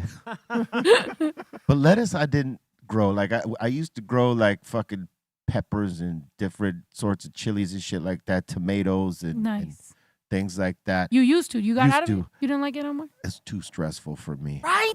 Yeah. Because, especially when I leave town, Mm-hmm. I'm always worried about if wifey is going to tend to the garden because she does not have a green thumb.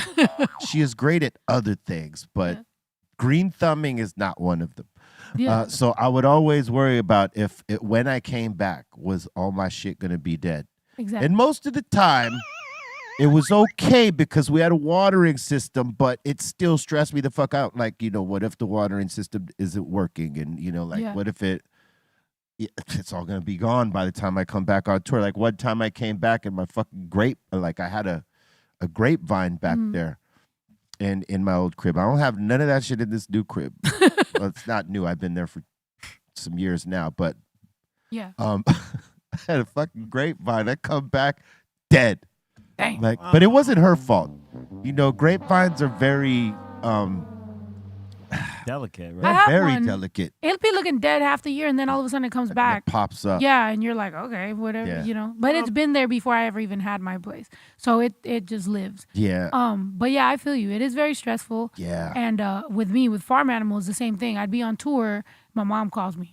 A coyote got a goat. I'm like, fuck. I'm down one goat. I think if I wasn't traveling, if I wasn't touring, it wouldn't be as stressful because I could be there and know and not, and be present and know that I'm here to take care of whatever fucking problem. Mm. But when you're still traveling and you're doing that shit, it's it's a thing that you think about.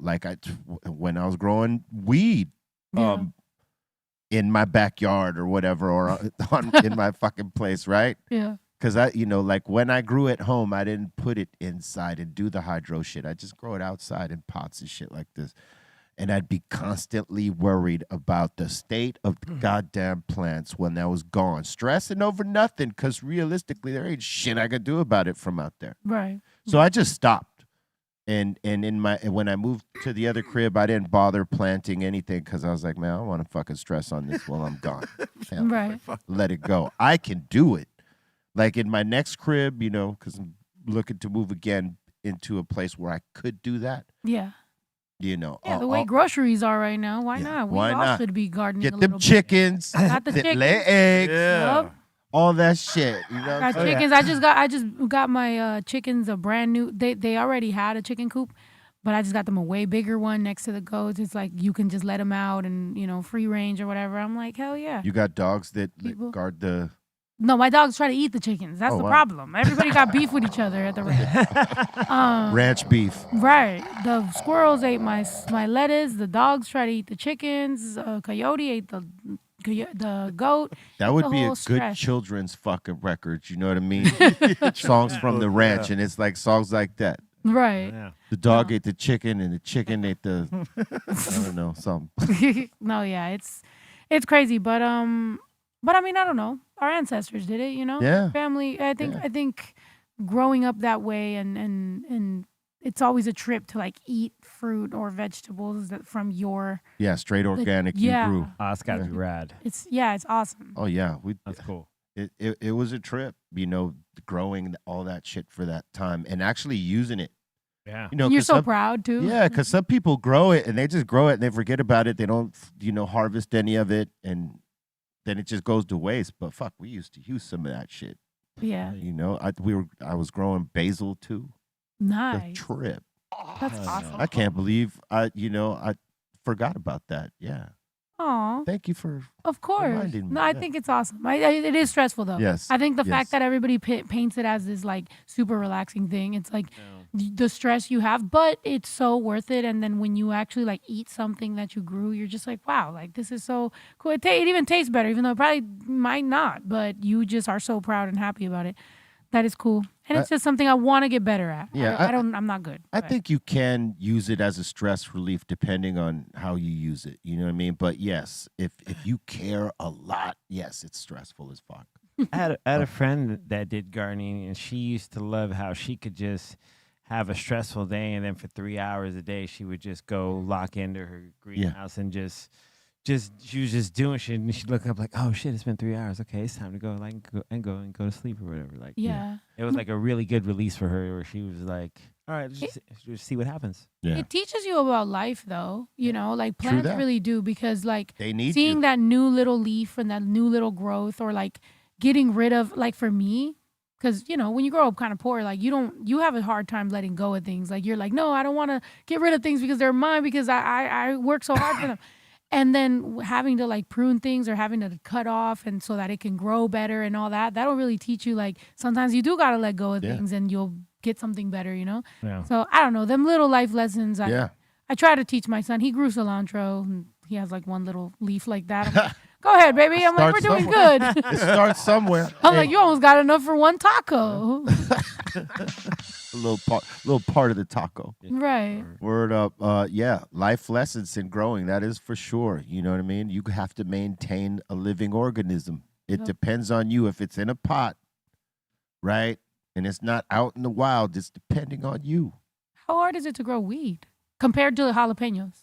Oh, it's well, it's probably the same, really, but you have to, like, the weed is delicate, this depending on the strain too. You got to be constantly on that shit, especially out here in the South. If you're trying to grow outdoor weed, we get a lot of bugs that will come and devastate that fucking plant. So you try to put it in a greenhouse or screens or something like that, so that no bugs get on it and lay any larvae on it. Like there's these little I don't know if it's moths or what kind of insect, but they'll fucking dump little larvae on the leaf.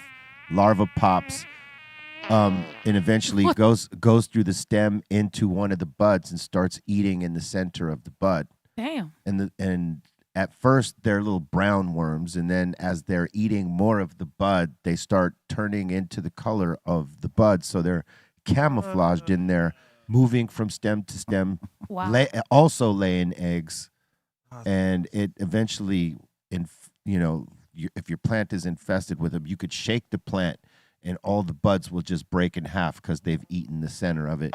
That's one of the problems with growing outside in the South. In the North, it's too cold for that shit, so they don't necessarily deal with that sort of bug problem. But it's not as cold here, so if you do grow outside, best for it to be in an enclosed fucking thing with screens or glass or whatever, you know what I mean? Because man, I've seen it devastate so many outdoor plants. I've had my heart broken many times when I came back. Damn. And looked at my plants, and I'm looking at discoloration in the middle of the cola. I'm like, what the fuck happened here? And I go to like check the top, and it just comes right off. I'm like, oh fuck! And I'm looking at the rotted part of the center, like where the worm ate. Damn. And then if I squeezed the nugget, you would see worms dropping out of the nugget. Oh my God.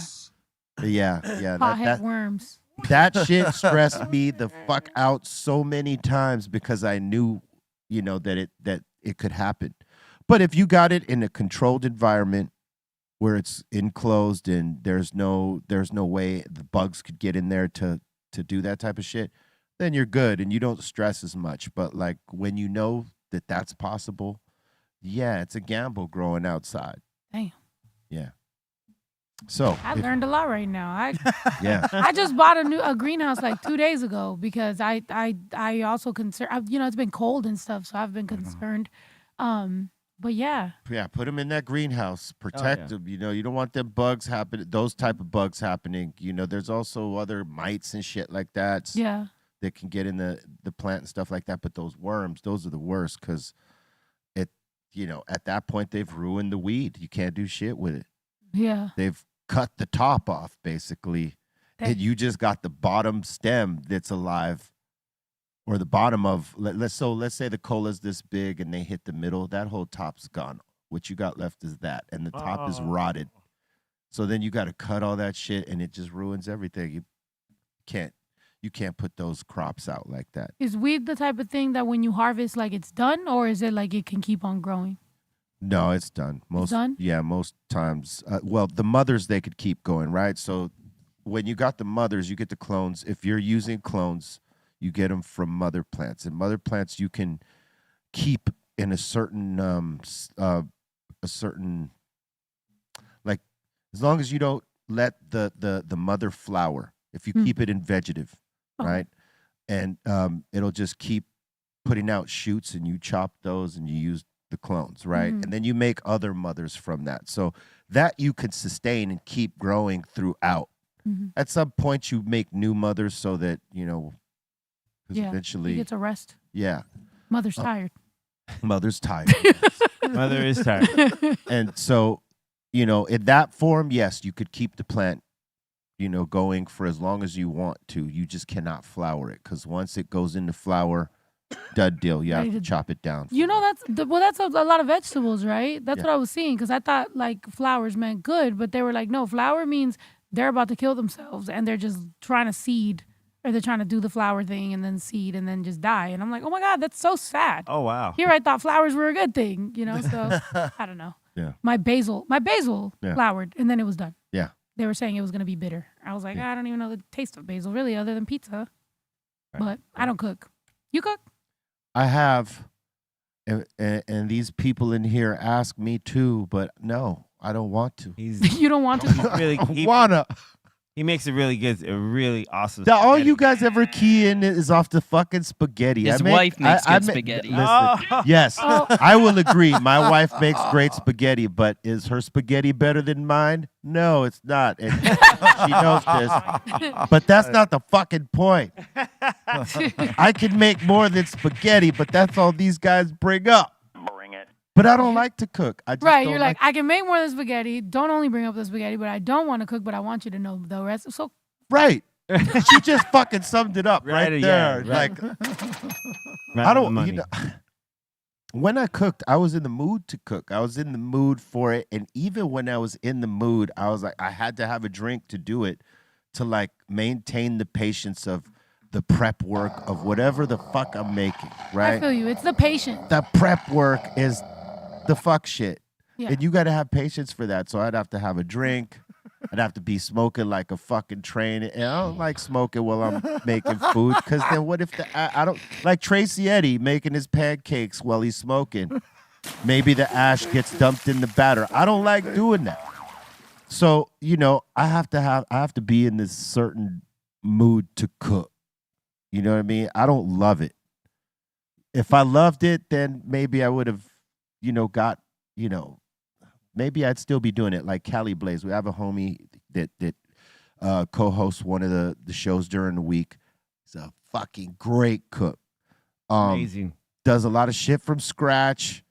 Like making pasta, for instance. He don't go get the pre-made pasta and fucking break it in the shit. No, he'll go fucking make that. Makes it like if it's like raviolis, he'll make the fucking ravioli, the whole shit. He does that. Lasagna too. I cannot do that because I just don't have the patience for it. It would piss me off to have to do all that. You know what I mean? Like, why am I doing this?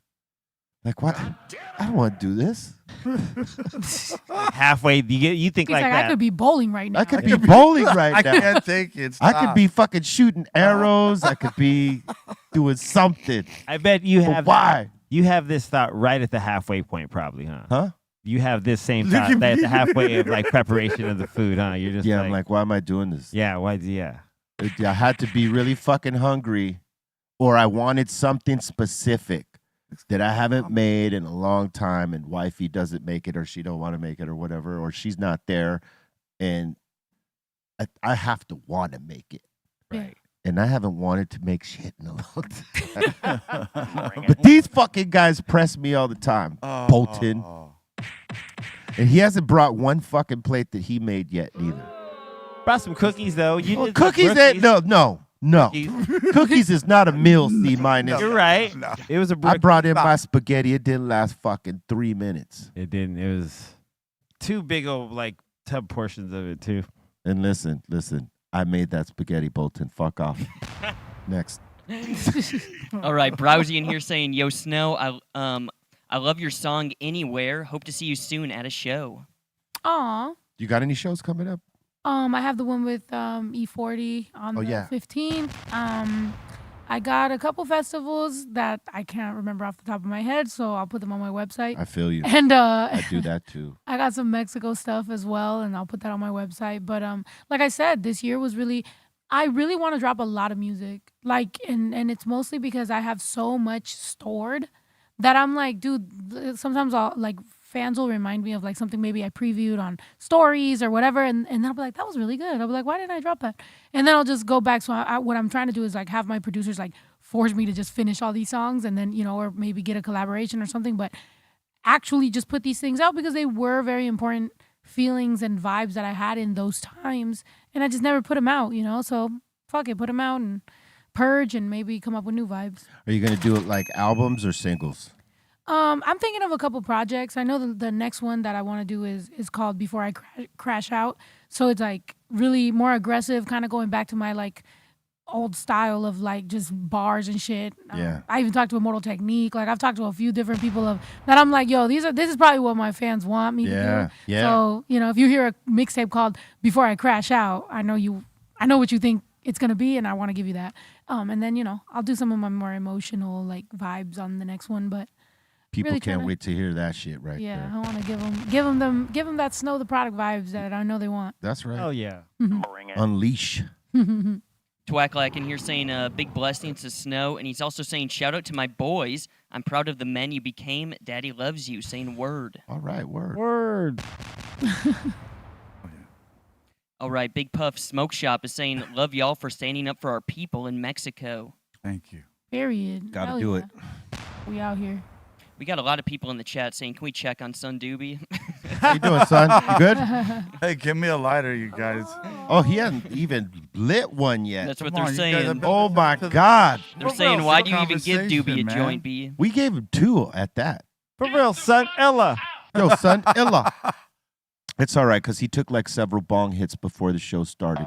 Oh, don't tell on me, man. Oh, the always. I'm trying to stick up for you. I know. I'm not telling on you. I'm sticking up for you. What a bunch. We love you, Doobie. Love is a strong word. My broski. All right. Big shout to Ask a Bum, and big shout to the electrician. Thank you so much for the super chat. Salute. What up? Stefan here is saying, check out Snow the Product 24-hour challenges. What is that? Oh, that's funny. Yeah, so 24-hour challenge is like I start recording in the studio. Usually I'm like live streaming or something, and I'll like record a song, and then we'll like mix it, do all that, shoot the music video, edit it, and then drop it. And then it's kind of like I have 24 hours to do it. Usually I'll probably like some of them will be like real good. Some of them will take a little bit longer, but yeah, they're pretty dope. And like look at me, I fucking made the beat myself. So I was literally live on TikTok, made the beat, recorded the shit, did everything. So it's like you making the song in that moment. Yeah. That's like in front dope. of them. So That's it's like dope. we make the song and then we go shoot the video. Because my brother, the one you met, Yeah. we and my cousin, we shoot our own stuff. So it's like a lot of all this stuff is like just shot, just me. The one with the hat, like I'm right there, that's at my property. So you do the song and immediately shoot the video. Yeah. That's dope. Like a lot of times I'm live streaming the whole thing so that they know that, That it's happening for real. Happening. And so I'll get them engaged. So I'll get them like, hey, go comment on the last one, and when we get to this many views, like I'll do the next one. And then, it's kind of like a game with me and my That's dope. fans. But I mean, you're invited if you ever want to do a 24-hour challenge. Come on. You know, let's do it. We hop in the studio. We'll We go fucking live. We'll set it up. Let's set it up. We'll set it up. Let's set it up. I think it'll be dope. Hell yeah. You know? I agree.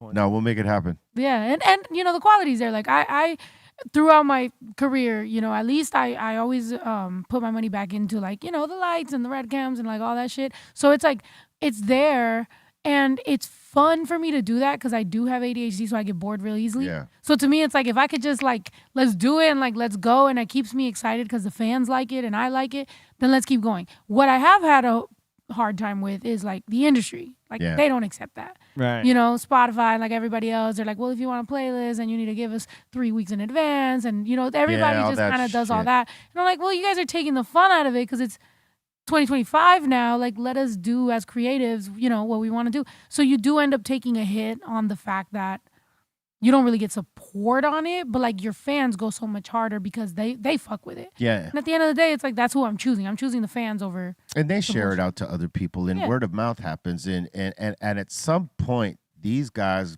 better realize that they're missing gold when they decide, oh well, we need 3 weeks. They got to be able to snap in those moments when someone has some magic.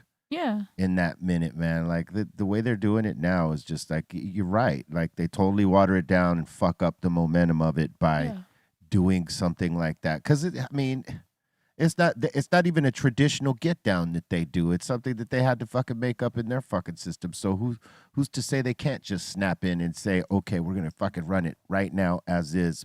Let's go. Yeah, if they wanted to, they could. They totally could. They choose not to. And to me, they want that feria. They want that bag. Right. They're like, what label are you with and who could we tax? And it's like, no. Come on. Like we want. So I think people like La Russell, I think people like me, I think obviously any of us that have done things like, you know, a little unorthodox when it comes to what the industry wants, we take the hit for it. But at the end of the day, we are trailblazing. We are setting the standard. And you will always be able to Google and search what certain people have done. And if you look, I've been doing these little 24-hour challenges. Sometimes I stop because it is disheartening when, like, you know, you don't get that support. But at the end of the day, like, I've always believed in it, and it's something that I'm going to keep pushing for. And I think leading up to this mixtape, I'm definitely going to do that even more. And, you know, between the podcast and this and dropping my music, I have a great relationship with my fans. And other than that, it's like, what the fuck else do I want, That's you know? it. That's it. That's it right gardening, there. little vibes. Little bowling. Garden tips. All right. Little spaghetti cooking. Spaghetti. All right, Brittany in here saying you're glowing, Snow. Can't wait to see you in Reno next week. Aw. Realest artist out here, most genuine person who deserves her flowers. Damn. Absolutely. Thank you. That was such a beautiful. You're going to make me cry. But no, I definitely, thank you so much. I appreciate you. And I've been hearing that lately. And I do feel like I've been happier than ever in my life. And I'm so fucking grateful for that. So thank you guys for noticing. Right Joaquin in here saying, B, my wifey loved the anniversary gift, the mystery box, saying same team. Same team. Period. And glad y'all liked it. We got some new boxes coming soon that y'all will definitely be happy with, whoever, you know, jumps on a mystery box. Much love. My ferret Stash My Weed is saying, Snow, my daughter has been a fan since 2014, and me even longer. Salute and thank you for staying in the lane you've been in. Love that my kiddo has someone to look up to. Aw, thank you. Thank you so much. I appreciate you guys both. And that's fucking awesome, you know, 2 generations. I will say I've seen that more in like shows. It's like somebody will be fan and like it brings them closer with their kid. And like that's so awesome when you could see that, you know, like it's I know you definitely see that. Like when parents are bringing kids to the show and saying, hey, you're into this music, this is an artist you should listen to. That's the fucking biggest cosign you could get, man. That's awesome. Yeah. And we have seen that, like people bringing kids to the shows, and that's great that it's happening for you, especially like with little girls. Yeah. Because when you think about some of the shit that they're hearing today on terrestrial radio and even some of these fucking playlists, like you need bars with substance. Yeah. You know? Definitely. I agree. And you got them. So thank you. Midget Mike in here saying, much love from Texas. No, any wild stories working with Joel Ortiz, Token, Chris Rivers, Big Daddy Kane on the song Kill at Will? Speaking of AI, they made that video without telling me. Really? So yeah, so whatever the fuck that video is, it was they drew me not like I dress. So it was an animated video? They made an animated video, but it's like it's not how I dress. That's not what I look like. Like it just was insane. Yeah. But the bars were there, and it is what it is. I think I'm happy to be at a level with rappers and bars and stuff like that. I do think sometimes the choices that are made behind the scenes are a little questionable. Right. But as far as like the actual record and being able to rap with people that got bars, hey, it is what it is. But and also that says a lot for me because when it happened, I tried to reach out personally and like nobody gave a fuck. So and I didn't go to the internet and go, what the fuck? I just kind of was like, you know what? It is what it is. Listen to the fucking song. Yeah, you rolled with it. Yeah. And I think more than anything, the bars are the thing that stands out the most. So, you could stand up on those all day. Yeah. Yeah. But I think that was interesting. That was an interesting, and it also is a way to like kind of foreshadowing to what we're going through now with AI, because that's also what will be able to happen. Like people will they'll use your face, but then they'll put you in an image that it's not you. Make a version of you, yeah. Now there's, straight Snow the product running around, and you're like, what the fuck is this? It's crazy. I have a boyfriend. I'm like, what the fuck? Yeah, it's crazy what they're fucking doing these days with that shit. All right. Big shout to C in here, and big shout to Ceaseless. Thank you so much for the super chats. Much love. And also saying shout to whoever plays the sound effects. That's the Dominator. Hey. The Dominator. Big shout to Psycho Beta Beatdown. Thank you so much, man. And Kiko from the South is saying salute to BREALTV crew, respect and love to you, Snow. Can you give my wife, Andra, a shout out? Andra, salute. Shouts out, Andra. Big shout out. Hell yeah. Salute. And he's saying shout out and lift her spirits as we just lost her mom on Tuesday. Rest in peace to Tina. Rest in peace to your mom. Prayers and condolences, and we send you positive vibes and love. Absolutely. Rest in peace. We got Brian in here asking whatever happened to the gravity bong dabs. That's what we were just, telling Snow about a few minutes ago of the request of the flips. Oh, yeah, how'd that happen? How'd you stop it? Did you like wean them off, or did you just stop, or do you still do them? We just stopped. No reason. Well, it turned out to be a little wild because some people would be like, yo, I want you to do 2 shots. Like, take 2 shots of whiskey or tequila. Like, people were getting lit on the show. Yes, we were getting very I'm lit right now. I'm not going to lie. You gave me a big-ass shot. Well, I thought we would sip, Yeah, we sipping. Cheers. Cheers. But, okay, so what would happen is, like, people would number a flip, like, so that thing right there, so each time you flip it, it pushes out a hit, right? Okay. That thing that's like going up and down there, that red piece on the corner of the table. So I have one of yours with the green one. Yeah. I have one at my house. Yeah, so we were flipping that one of ours. And so these people will request, they'll do like, okay, I need 5 flips from C minus, or 10 flips from Be Real, or 20 flips from Eric Bobo. Damn. And it got to be fucking wild. And, at some point we took it off the table and people stopped asking. So I assume if it was right here, people would be like, I need 10 flips from you. But see, that's the other thing, is that when they're super chatting and they're only sending like 99 cents, what we are dabbing in there is like a lot of fucking money. Right. So sometimes it doesn't add up. But we didn't give a fuck. We threw caution to the wind. We were like taking those dabs, and we would leave this place high as fuck. I mean, like, I'd be at home and it would catch up with me. It wouldn't hit me here. If I could go home on my little 45 to 50 minute, maybe, depending on traffic, hour 15 drive. And then when I got home and I just started unwinding, boom, it fucking hit me like right then and there. And not that it was bad. It wasn't a bad thing. It was actually cool, but it just hit me way later. It's cool for you because you smoke. Yeah. See, for me, like, the last time that happened to me, I shot a video, Piña, with Lauren Jaregui, and I don't smoke that much, but like, it was supposed to be like, I blow the smoke. Wait, she blows the smoke in my mouth, or I blow, something happened. And point is, she wanted to use real, no tobacco, no nothing. So then I'm smokes, like, yeah. So I was like, oh, okay, cool. No, I've never left a music video shoot that quickly. Like, I was like, that's gonna be the last scene because whatever. And I was like, okay, cool, yeah, we did it. And she wanted to they kept doing it. And then I was like, all right, everybody, good night. Thank you so much for being part of the meeting. On that drive, I was high as fuck. Yeah. And I just appreciate that the person who drove me didn't make fun of me because I was so stuck. I was just like, damn. It could happen. It's really You cool. know? Yeah. But it was worth it, though. That scene looked amazing, but The things we do for art. right. Right. All right. And the last question so far is for Be Real. Brian's asking, do you ever think we're going to get Prohibition 4 with Burner? Absolutely. I don't think it's going to be called Prohibition 4, though, because we've done that series. But there is a 5th album, because this would be our 5th album together. I can't necessarily give you a date. We got to do a couple things on it. But, yeah, there is another one. But title pending. Period. Bring it. I'm going to try. Hey, we want to thank everybody for getting down with us today. We want to thank you for your time, energy, love, and support. And we want to thank Snow for sitting in with us. Thank you, guys. Thank you guys for the invitation. And then you're coming to the podcast, right? Yes, absolutely. Let them know. We're gonna be on the podcast on Tuesday. That's right. It's going to be amazing. That's We're gonna right. take a couple shots. Well, I'm not going to drink as much as I drank the last podcast, but We'll just take a couple shots. it'll be a vibe. I'll bring one of my plants. You can, you can tell me what I'm doing wrong. Yeah. And maybe I'll grow my first weed plant ever. All right. You can totally do it.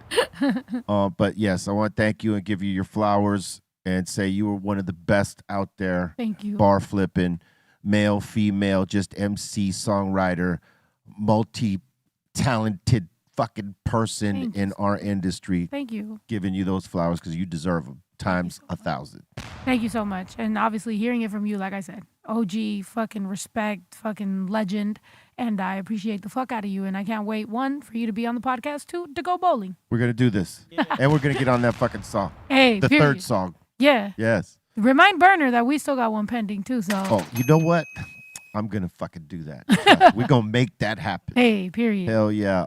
Thank you once again. You got any shout outs you want to give before we go?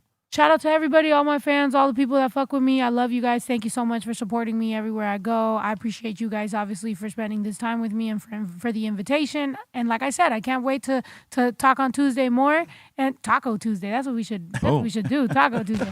And again, just a reminder to everybody out there, man, we need a lot of empathy nowadays. So just make sure that you guys show more human beings a lot of love because the robots are motherfucking coming. That's right. C-. Shout out to Snow. Excellent having you on the show. Thank you. Shout out to Doobie B. Shout out to Javi and Dro and the Treehouse crew, Dom, Ray, and Bolton. Shout out to Aton and E-Zone and everybody that watches and hangs with us here. So you can follow me at C-Fan4. And everyone have a great night, and we'll see you soon. What up, Bolton? Yo, shout out the Insane Asylum. Thank you guys so much. Big shout out to Midget Mike and Silly Darn Productions. Thank you for the super chat. Shout out to Ray Morning Shot Film. Shout out to the Dominator. And Doobie, what's up, man? I think you got one more, though. Midget. No. Yeah, Midget Mike. Midget Mike, Be in Snow, make a new song called Moto Guerra. Oh, wow. See, we got one. No sabos right here. Help him out, Ray. Motaguera? Moto Guerra. Modo Guerra. Yeah. Moto Guerra. There you go. That's a new song, Be Real. All right.